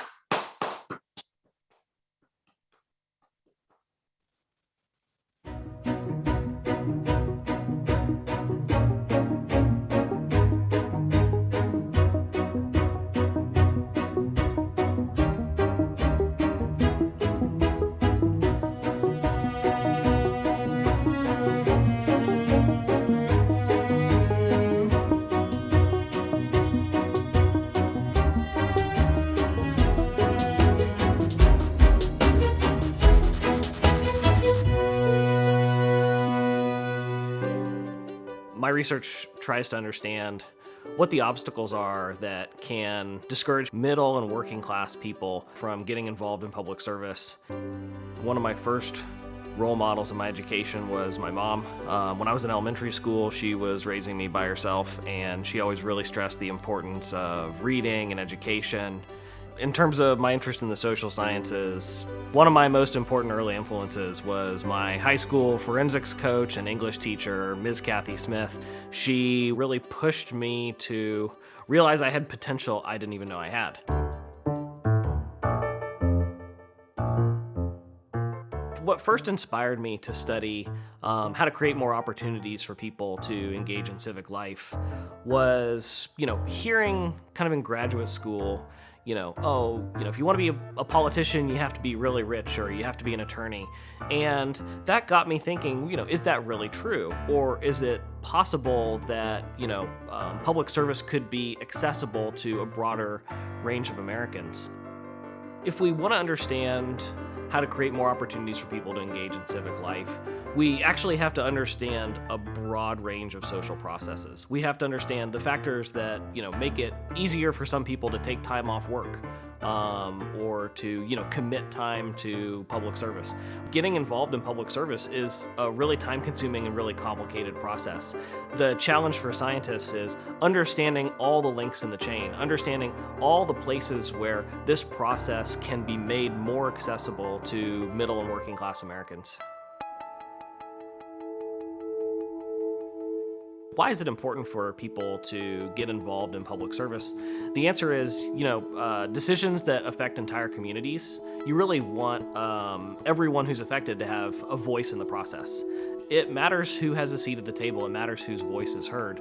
And when we have a more open, more inclusive public service process, we're less likely to have blind spots. We're less likely to make mistakes. We're less likely to rush to judgment when, everyone's voices are heard in the process. When I heard that I was a recipient of the Waterman Award, my first thought was, that they must have called the wrong person. But, one of my top priorities for the $1 Million Award is learning more about how we can create opportunities for middle and working class people to be involved in public service by learning from other electoral democracies around the world. What leaders can do. My proudest professional accomplishments are the students I've worked with over the years, especially through Duke's program for students from first-generation college students or students from lower-income families. For a university to really succeed at its teaching and research missions, it has to be accessible to students regardless of the background they come from. My wife and I are foster parents through the Department of Social Services in Orange County, North Carolina. And, I sort of think of my research, my teaching, and sort of the work I do in my personal life as really connected. The overarching goal is to create opportunities and help people sort of flourish and reach their full potential. And so a lot of the work I do today is influenced by some of my early experiences doing jobs, as a cashier, as a receptionist, as a construction worker. Those experiences really showed me just how many wonderful, intelligent, hardworking people there are in middle and working class jobs all over the country right now who, would make great civic leaders who would be fantastic public servants.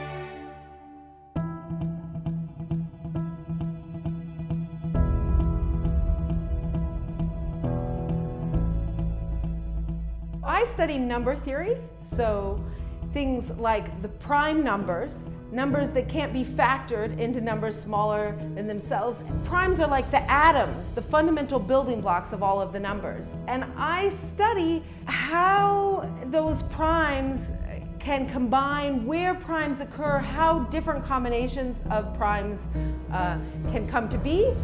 When I was in middle school, I started doing math competitions, and one thing I really liked was that they would ask me to do questions that I hadn't been taught how to do. And so I just had to use what I knew and come up with a new idea. And that was the first thing that really hooked me on mathematics. People have been trying to understand prime numbers, their patterns and mysteries for literally thousands of years. They're one of the most ancient mysteries of mathematics. And yet, for all of their ancient natural beauty, they're also the foundation of our modern lives. Every time you buy something online and send your credit card number or log into your bank, anytime anyone needs to rely on sending secure information over the internet, we rely on that information being encrypted. All modern encryption schemes rely on the properties of prime numbers, and so even if you don't know it, you're using prime numbers constantly every day. One of the important ideas that I use in my research is the idea of a moduli space. A moduli space is like a space of possibilities, of all the numerical or the geometric things that could be. You could think about it like if you imagine collecting a bunch of data and then you graph a whole bunch of data points. And that plot of the data points, the cloud of data points, it itself will have some shape, some geometry. Maybe it arcs one way or it comes down another way, and that tells you something about the problem that you've been investigating. And by understanding the geometry of that space of possibilities, we can learn more about number systems and numbers themselves. I hope that this award and my work can draw more attention to fundamental mathematics. We don't know what technology is going to be the most important in 20 years, in 50 years, but we can know that it is going to be built upon the foundations of mathematics. Throughout my career, there have been a lot of challenges of being a woman in mathematics. I have had to be over and over the only girl in the room or the only woman in the room, and it's often hard. But I've been so grateful to have a network of great women colleagues, friends, mentors in mathematics, and the support that I have gotten from them has been crucial for my career. For me, part of the beauty of mathematics is its universality. Questions about the numbers, the whole numbers, 1, 2, 3, 4, 5, they're ancient. They draw the attention of thinkers from every culture around the world. To me, I feel like questions about numbers like this are one of the most fundamental aspects of our universe, of what's out there. So I find beauty in the way that mathematics tells us about the most basic language of the world, the language of numbers.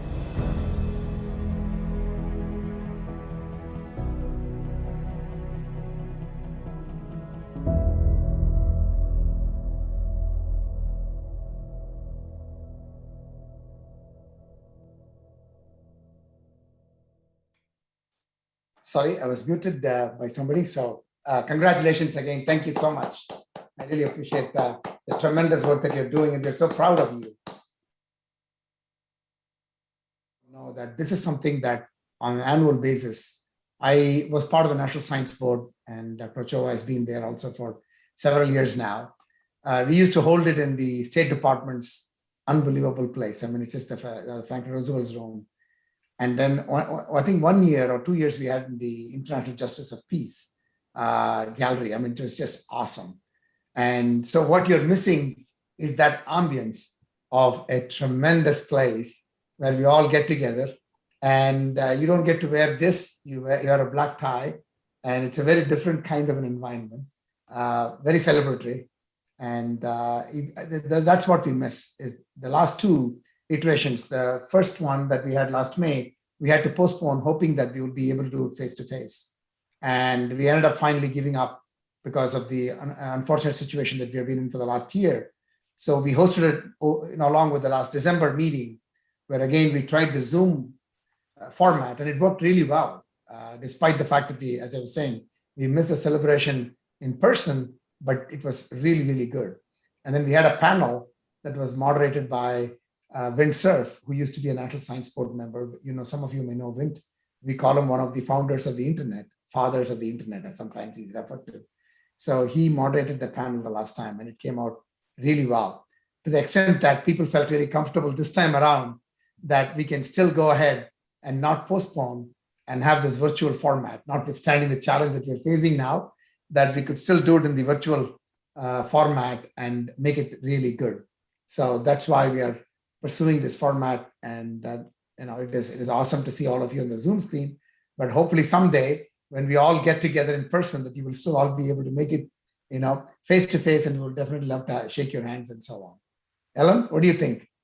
Your reflections? Yeah, absolutely. In some way, I miss seeing everybody in person, but I have really, really enjoyed the opportunity to get to know our award winners through the videos as well.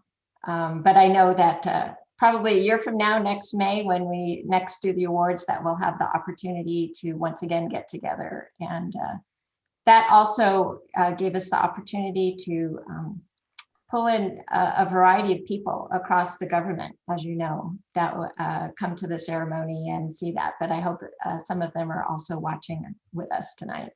The video is queued in, so it's ready to go. But I'll tell you one thing. Now, somebody told me, because I came in as director last July, never had a face-to-face gathering other than a few people that I've met. And somebody told me, Punch, I don't know whether you're 5 foot tall or 6 foot tall. I don't know. So that's what people are still intrigued by, how people look.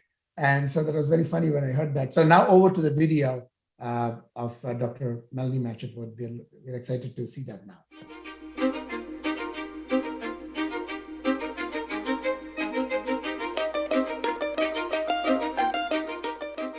Hello, my name is Jen Dione, and I'm pleased to host tonight's roundtable discussion with the 2021 National Science Board and National Science Foundation Award winners. I'm joining you from the campus of Stanford University, where I'm a professor of material science and engineering and the Senior Associate Vice Provost for Shared Facilities. The pandemic may have limited our ability to gather in person, but it by no means diminishes the importance of the awards that are presented, nor our ability to celebrate and virtually honor these incredible individuals. Tonight, we meet for a roundtable discussion with our winners, all of whom are thought leaders and STEM innovators. We'll give these pioneering minds a chance to talk with us and to each other about their research. We'll also hear their thoughts about the challenges and the opportunities facing the science and engineering enterprise in the United States and the world. Let's begin. William Hammack, I'd love to start with you. You've devoted your career to communicating science to the public. What messages do you think are most important for scientists and engineers to convey? And what are the most effective means or the media to communicate those messages? Well, I've always wanted to see engineers and I guess scientists who added to their technical acumen with a broader view and understanding of the world, and in whom creative problem solving reigns supreme. So that's one of my main hopes, the things that I want to show. I want to show engineers are creative. Engineering is its best. When it's at its best, it's invisible. We don't think about our furnaces. We don't think about the details of an airplane or the principles, underlying a microwave oven. And it's only when it fails that we take notice. So part of my goal is to lift that curtain, to reveal the invisible, and to highlight that the suppleness of the mind that creates that material world that's around us. So I think I'd like to emphasize the creativity parts, show people that it's creative. Yeah, that's neat. What do you think are the most effective media to communicate that creative side of science? Well, the term nowadays, or it used to be new media or social media. If you're under 35, you call it media. But what I think that new reminds us of is that we now have the means of production and the means of distribution, which as engineers and scientists, we didn't. And so we can create very cheaply, and we can deliver it to an audience for whom it is tailored. So we can build an audience around the world and don't have to worry about the same issues that, PBS or Discovery had to, say, 25 or 30 years ago. So I'm a big believer in using social media to do it. I've done both radio and television, and they're wonderful media to work in. Radio is a very intellectual medium because it's all words. And I left it before the podcasting started, but might return to that someday. But I really like video because we can demonstrate and show things to people. I really agree with you enormously about the creative aspect of engineering. It's often so underestimated. To make something actually work and work on a large scale, people think that just kind of happens once the ideas are there. Not so. You have to solve all kinds of things on the way. And that is not appreciated, how much invention is in everything that we use. I like the idea of emphasizing creativity in science and engineering. Actually, when I'm evaluating science and engineering, that is the principal mark of a great scientist or engineer, creativity. The problem with most students is that when they are taking science, is they look at science and engineering and mathematics as things they have to memorize, a whole bunch of facts they have to memorize. And when in fact, what they should be trying to do is to understand and make correlations and then let their own mind work to think about what they may do in the future. I completely agree. Yeah, I agree. Melanie, I don't know if you wanted to chime in on that. I know in your video you mentioned that something that brought you to math was participating in these competitions where you got questions that you'd never been faced with before and you had to try to come up with answers. Yes. You know, as a mathematician, when you talk about wanting to communicate the creativity that's part of the engineering process, I think that, you know, that's what I want to help communicate for mathematics as well. Too often, I think students learn mathematics in a way where it's a series of rules that you have to follow, where what we really need is people who can think mathematically and use mathematical modes of thought to solve problems that we don't yet have a list of rules for how to answer. You know, those are all the interesting problems. All the hard problems are the ones where we don't yet have that list of rules, and we need to find it, and we need to use the tools we have and combine them or change some of them. You know, that's what I want to see out of mathematically educated students is a mode of thinking where we can figure out how to combine those rules, to use them in a new way, to apply them to a different situation. And that is entirely a creative process. And in some sense, the tools you learn, like solving an equation, those are like the artist's paintbrush. They're tools you need to do the creative process, but they're not the paintbrush isn't the art. I think the same holds true for a lot of, across mathematics and science and engineering. Yeah, what an awesome analogy with, the tools that we learn in school being like the paintbrush, but we want to empower students to be able to make the beautiful, canvas or the beautiful painting. Ralph, I'd like to turn to you, in part because you picked up on this idea of creativity. You've held so many positions throughout your career, spanning academia while you were at Princeton, the Navy, when you were director at IBM, and then president of the Sloan Foundation. Based on those diverse experiences, how do you think we can best build a strong scientific and technical workforce that simultaneously uses, creativity in their thought process? And I hope I can say this in a way that's coherent, all right? I think we are neglecting the power, the thinking power of the ordinary person, all right? Before the Industrial Revolution, right? People lived on farms, right? If you've ever worked on a farm, and I have, okay, they knew how to do all kinds of stuff, right? But they were not taught that in a classroom. They learned by imitating other people, one-on-one, right?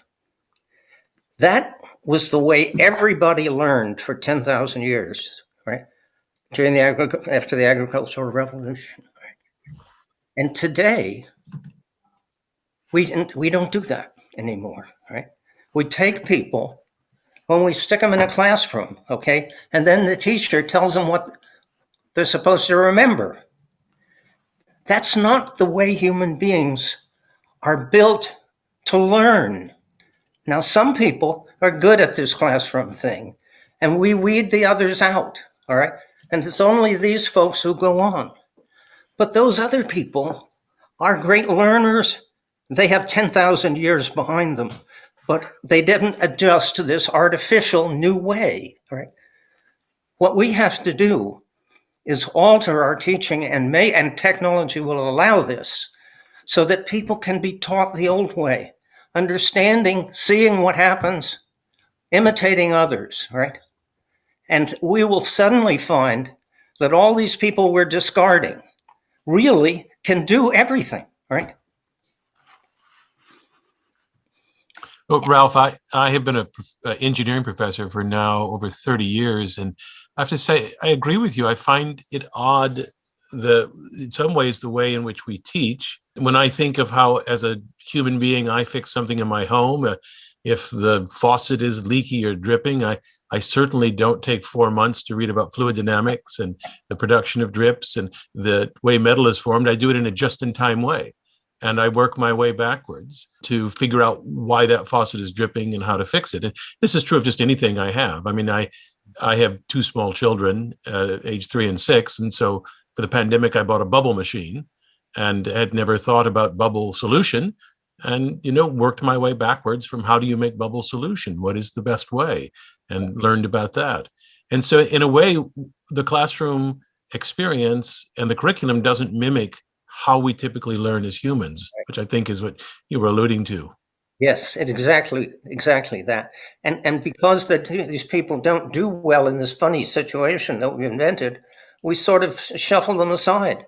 I say, let's stop shuffling them aside. Well, I was going to say that I have not seen a strong correlation between grade point and your success as a practicing engineer. There's a threshold. There certainly is a threshold, but it's just enough. And I think that also relates to your point. What you say really resonates with my experiences as an educator with students, because the situations where I see students take off is when they have a project or a problem that they want to solve. Yeah. Not that, they're necessarily assigned, not just a homework problem, but something that they're interested in when they're doing their own research.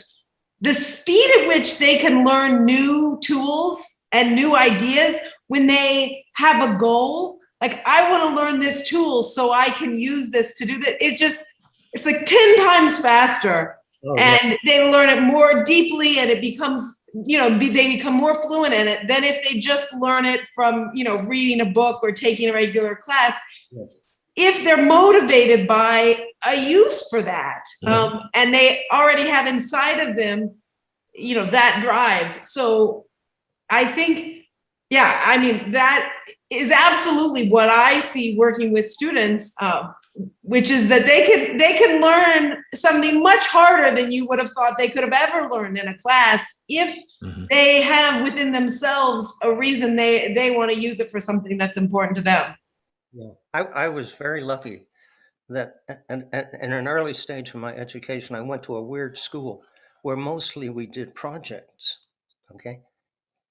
And that awakened in me an enthusiasm for solving things, which all the subsequent schooling failed, though it tried hard to extinguish. Right? And so this is the natural way. We have to find ways to deliver things that way.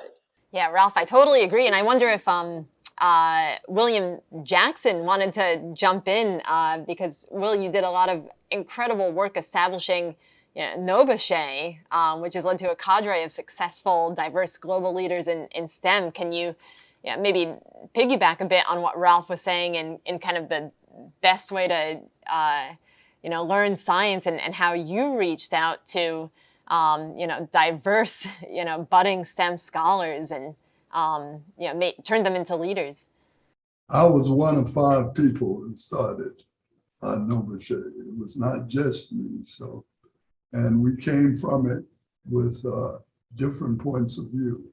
At the time, I was at Goddard Space Flight Center when we were starting it. 2 of the other people were at colleges and universities. And the 4th person was in industry. He was an engineer who had left MIT and started his own company. The NOBUSHE started with the idea of what we wanted was to bring people together who were interested in furthering more African Americans in science. We didn't define it so narrowly that you had to have degrees, you had to be an academic. All you had to do was to be interested in that point of view. You had to have a belief that African Americans could do science first. And so that was one of the things that we all believed in. My interaction with students is sort of is based a lot on what has already been said. When I meet a new student in graduate school, or I'm teaching, even in undergraduate school, I tell them, find what you're interested in. I don't care what it is. It's a passion. It's something that you get up every morning, and that is what you are interested in. And throughout your life, it's going to carry you through all the difficulties you may find. I can't judge who's going to be successful.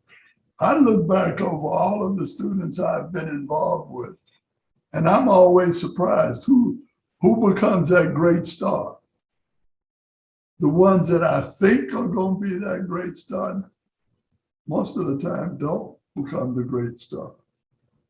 What that tells me is that we don't really know who is going to be the most creative person. It's just like art in that respect. That creativity is something we have not been able to measure. Just like we can't measure intelligence, we can't measure creativity. Yeah, thanks, William. When you mentioned it's been hard for you to tell who's going to be a good student versus who's going to be a great one, one of my mentors once said that the difference between a good researcher and a great one is just 6 months.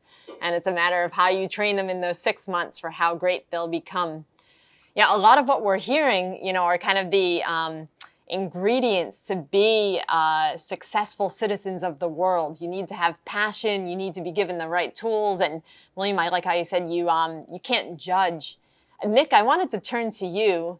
How can we instill these skills in the public, especially lower and middle class citizens, to help them better engage in politics or public service?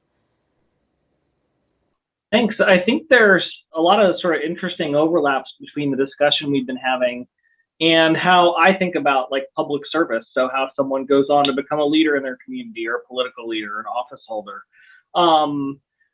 Ralph started us by talking about how sort of an overly rigid conception of what an education is, ultimately leads to bad outcomes. It leads us to sort of prevent individuals from flourishing and reaching their potential. And collectively, it means we lose out on the, good work they would have produced. And I think of sort of public service and civic life in similar ways. If we have an overly rigid way of thinking about, what a politician should look like, or what a local civic leader should look like. If we require people to check certain boxes, on, in some level, we may be doing more harm than good. We may be losing out on sort of perspectives that we would otherwise find really beneficial, that would really help a community flourish. And so I think there's a kind of harmony between this conversation about thinking more broadly about education and the work I do thinking more broadly about how to create opportunities for people to get involved in public service.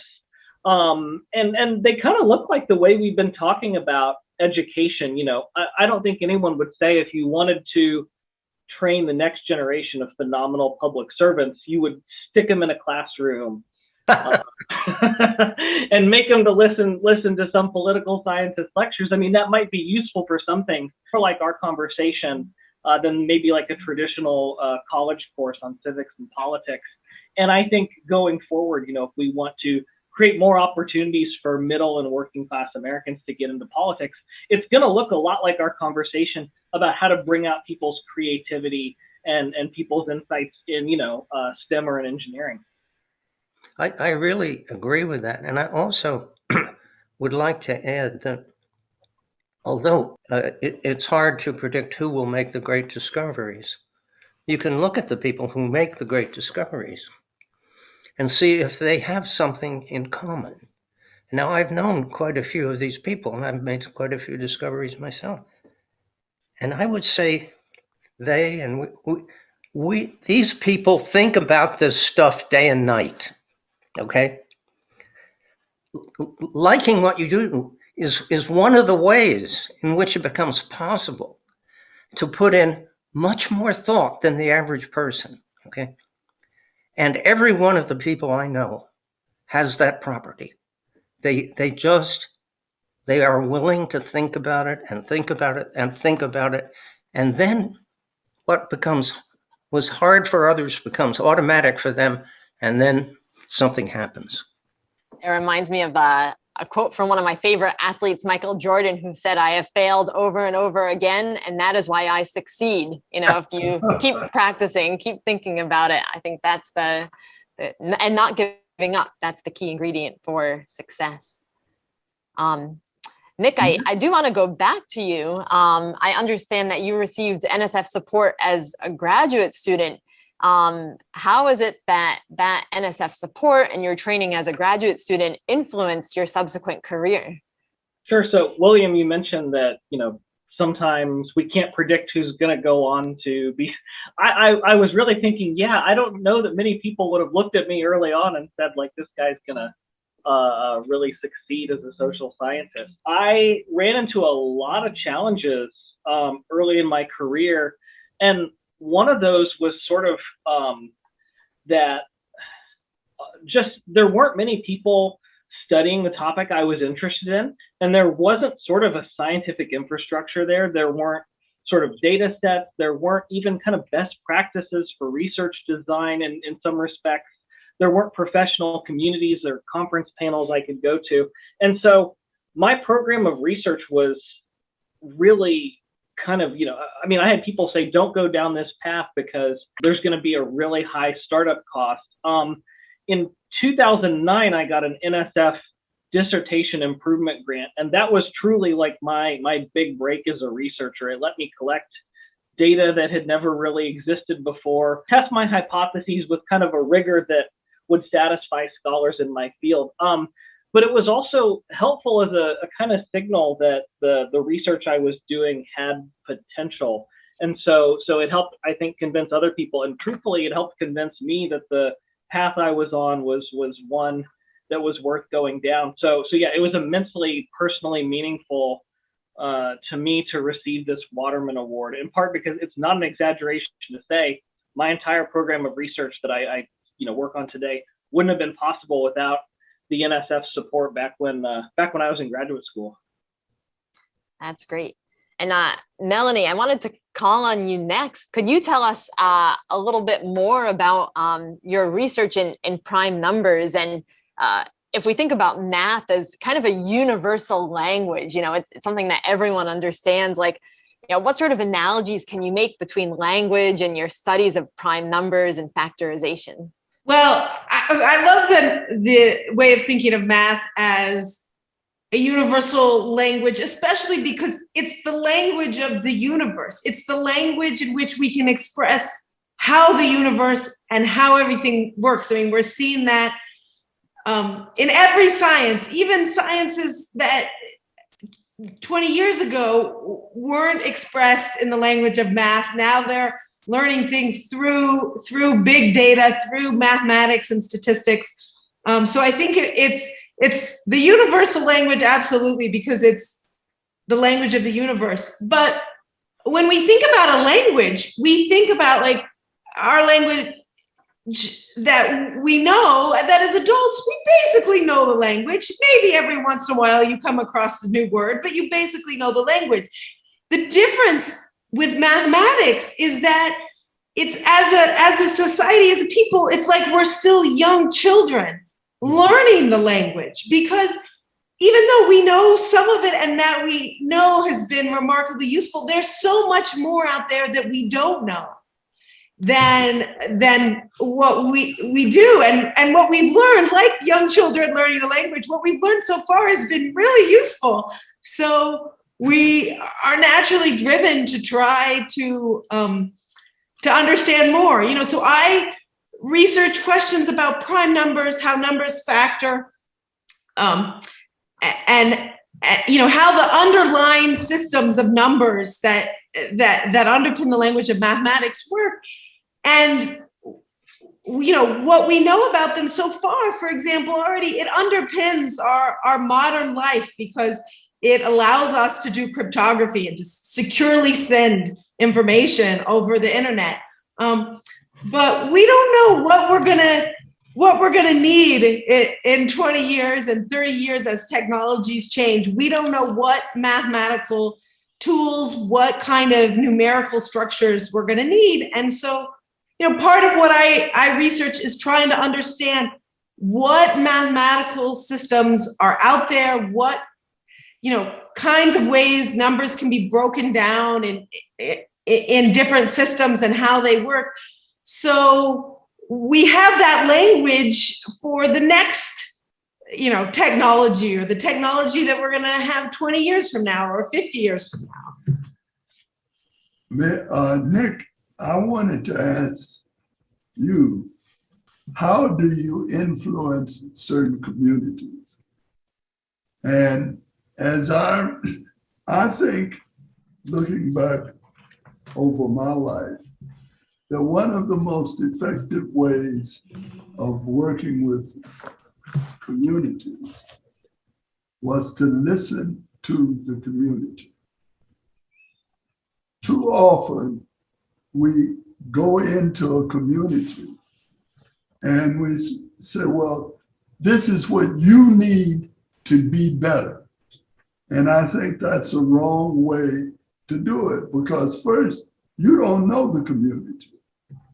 And you need to go in with an open mind, respect the people in the community, and then you will be able to cooperate with them to make it a better community.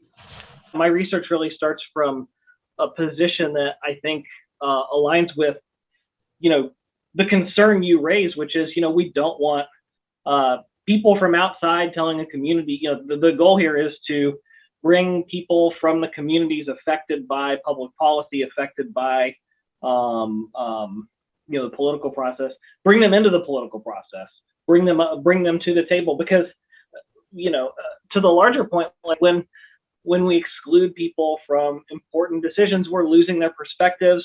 We're creating, blind spots. The best decisions come when you look at a problem from every possible angle. And that means you have to bring people different from yourself, and especially people who are from the communities being affected. They have to be there. It can't be an afterthought. It can't be someone trying to speak for a community that isn't a part of it. So that's ultimately, I think that's kind of the heart of the research I do, or sort of the starting point for a lot of the work I do on, how we make public service accessible to people who, currently it's not, or there are barriers. Nick, I want to jump off of that and post a question to anyone on the chat who wants to answer. What challenges do you think we still face in building a diverse, equitable, and inclusive STEM community? And how do we overcome them? And I think your research has kind of given us clues as to how we might overcome these, but I'd love to hear everyone's thoughts. I think there was a really good point before in our discussion about how too often scientific education is rather different from the process of doing science. If the education is about, learning a list of facts, about, having the right answer to every question, and the process of doing science, as we've discussed, is about creativity. It's about actually most of the time having the wrong answer, but then being able to learn from how you were wrong and improve and, bring in new ideas and eventually get somewhere. And so I think that frankly, that the perception that one gets of science from learning about it as a list of facts to be memorized is a barrier that keeps people out of science, because who would want to do that? I didn't want to be a mathematician when I was young and thought mathematics was about solving problems that you had been taught how to solve. What got me passionate about mathematics was when I learned that it was about solving problems that you hadn't been taught how to solve. That seemed much cooler and much more fun to me. And I think most scientists, that's how they think about science. But we need to communicate that to young people, and that needs to be part of math and science education. I think this is so true, and I want to bring the floor back to William Hammock, who of course has his Engineer Guy YouTube videos with millions of followers. William, could you tell us a bit more about how we kind of convey this, passion for science and what it can enable to our public? Well, this is probably just a very personal answer, but I choose things that fascinate me. I'm not that smart a guy, and so when I look at things, like, I don't know how that works, and spend time figuring out how it works, or more importantly, have people working with me that, that help to figure out, so that comes across naturally, I think, in the presentation. As somebody once said, this is the most fascinating thing to him until the next video. And I think that's largely true. So, I get that my own personal passion for what is exciting and what is interesting to me, about that object. But we also are very conscious of thinking about our audience and thinking about what we call an entry point to it, because we're on YouTube. We're looking to somebody who doesn't necessarily know a lot of science. And we try to figure out what it is that they might understand and backfill with the information. I will say that our videos, rough drafts or kind of storyboard versions, go to about 2,000 people who have signed up and help us fill in those gaps. All right. And that's a new media thing. It's so cheap to make those and distribute those that let's send it to 2,000 people and about 100 get back to you, and you find out what it is they don't understand, or you also get an expert who tells you what you don't understand, which is useful also. And so the other end of it is we can't tell everything in a video, so we look to be sure that somebody who has watched the video will have what we call a well-formed question when they're done. So we may not have answered that, but the way they ask the question will lead them through Google, through asking somebody else, through a book, to a correct answer. And so that well-formed question, I think, is an important part of how we abridge the videos and how we communicate, what's there. Yeah, that's a great way of putting it. It's more about how you inspire new questions than answer existing ones. Another question for the award winners, thinking about the science and engineering enterprise, especially in the United States, what is a hope that you have for where we might be in 2030? Wow. I hope we will not be where we are now. In the 70s, 4% of the math and physical scientists were native born or African Americans. Now, 5 with PhDs. Now 5% are African Americans with PhDs. So over the last 50 years, we've increased the number by 25%. African Americans represent roughly 13% of the population. You would think we would have done much better than that. We can do much better. And what I see is the same problems associated with African Americans reoccurring over and over in history. When the slaves were first freed, we had a great boom in education. We had more people being educated, schools were being built. In fact, the public schools in the South were built during Reconstruction because that's what African Americans, former slaves, wanted done. And they did it for everyone. So we have to realize that, and I don't think this is something we've realized, there are forces against the integration of society, the equalization of the American dream. There are people who are committed to not doing that. So we have to be eternally vigilant about doing that. Yeah, Nick, I think this is a great segue, especially since you, are both a scientist and social scientist. What piece of advice would you give to someone starting out or wanting to pursue a career in science and or public policy? Well, so I think, first of all, creating opportunities, that's really important. That's what we're talking about here. Putting resources in place so that people have access. But then I think beyond that, we know people, they really plug in not just when the resources are in place, but when there's someone on the other side bringing them in, recruiting them, encouraging them, telling them this place is not, this place is for you. And so a lot of the students I work with are first generation college students, are students from lower income families.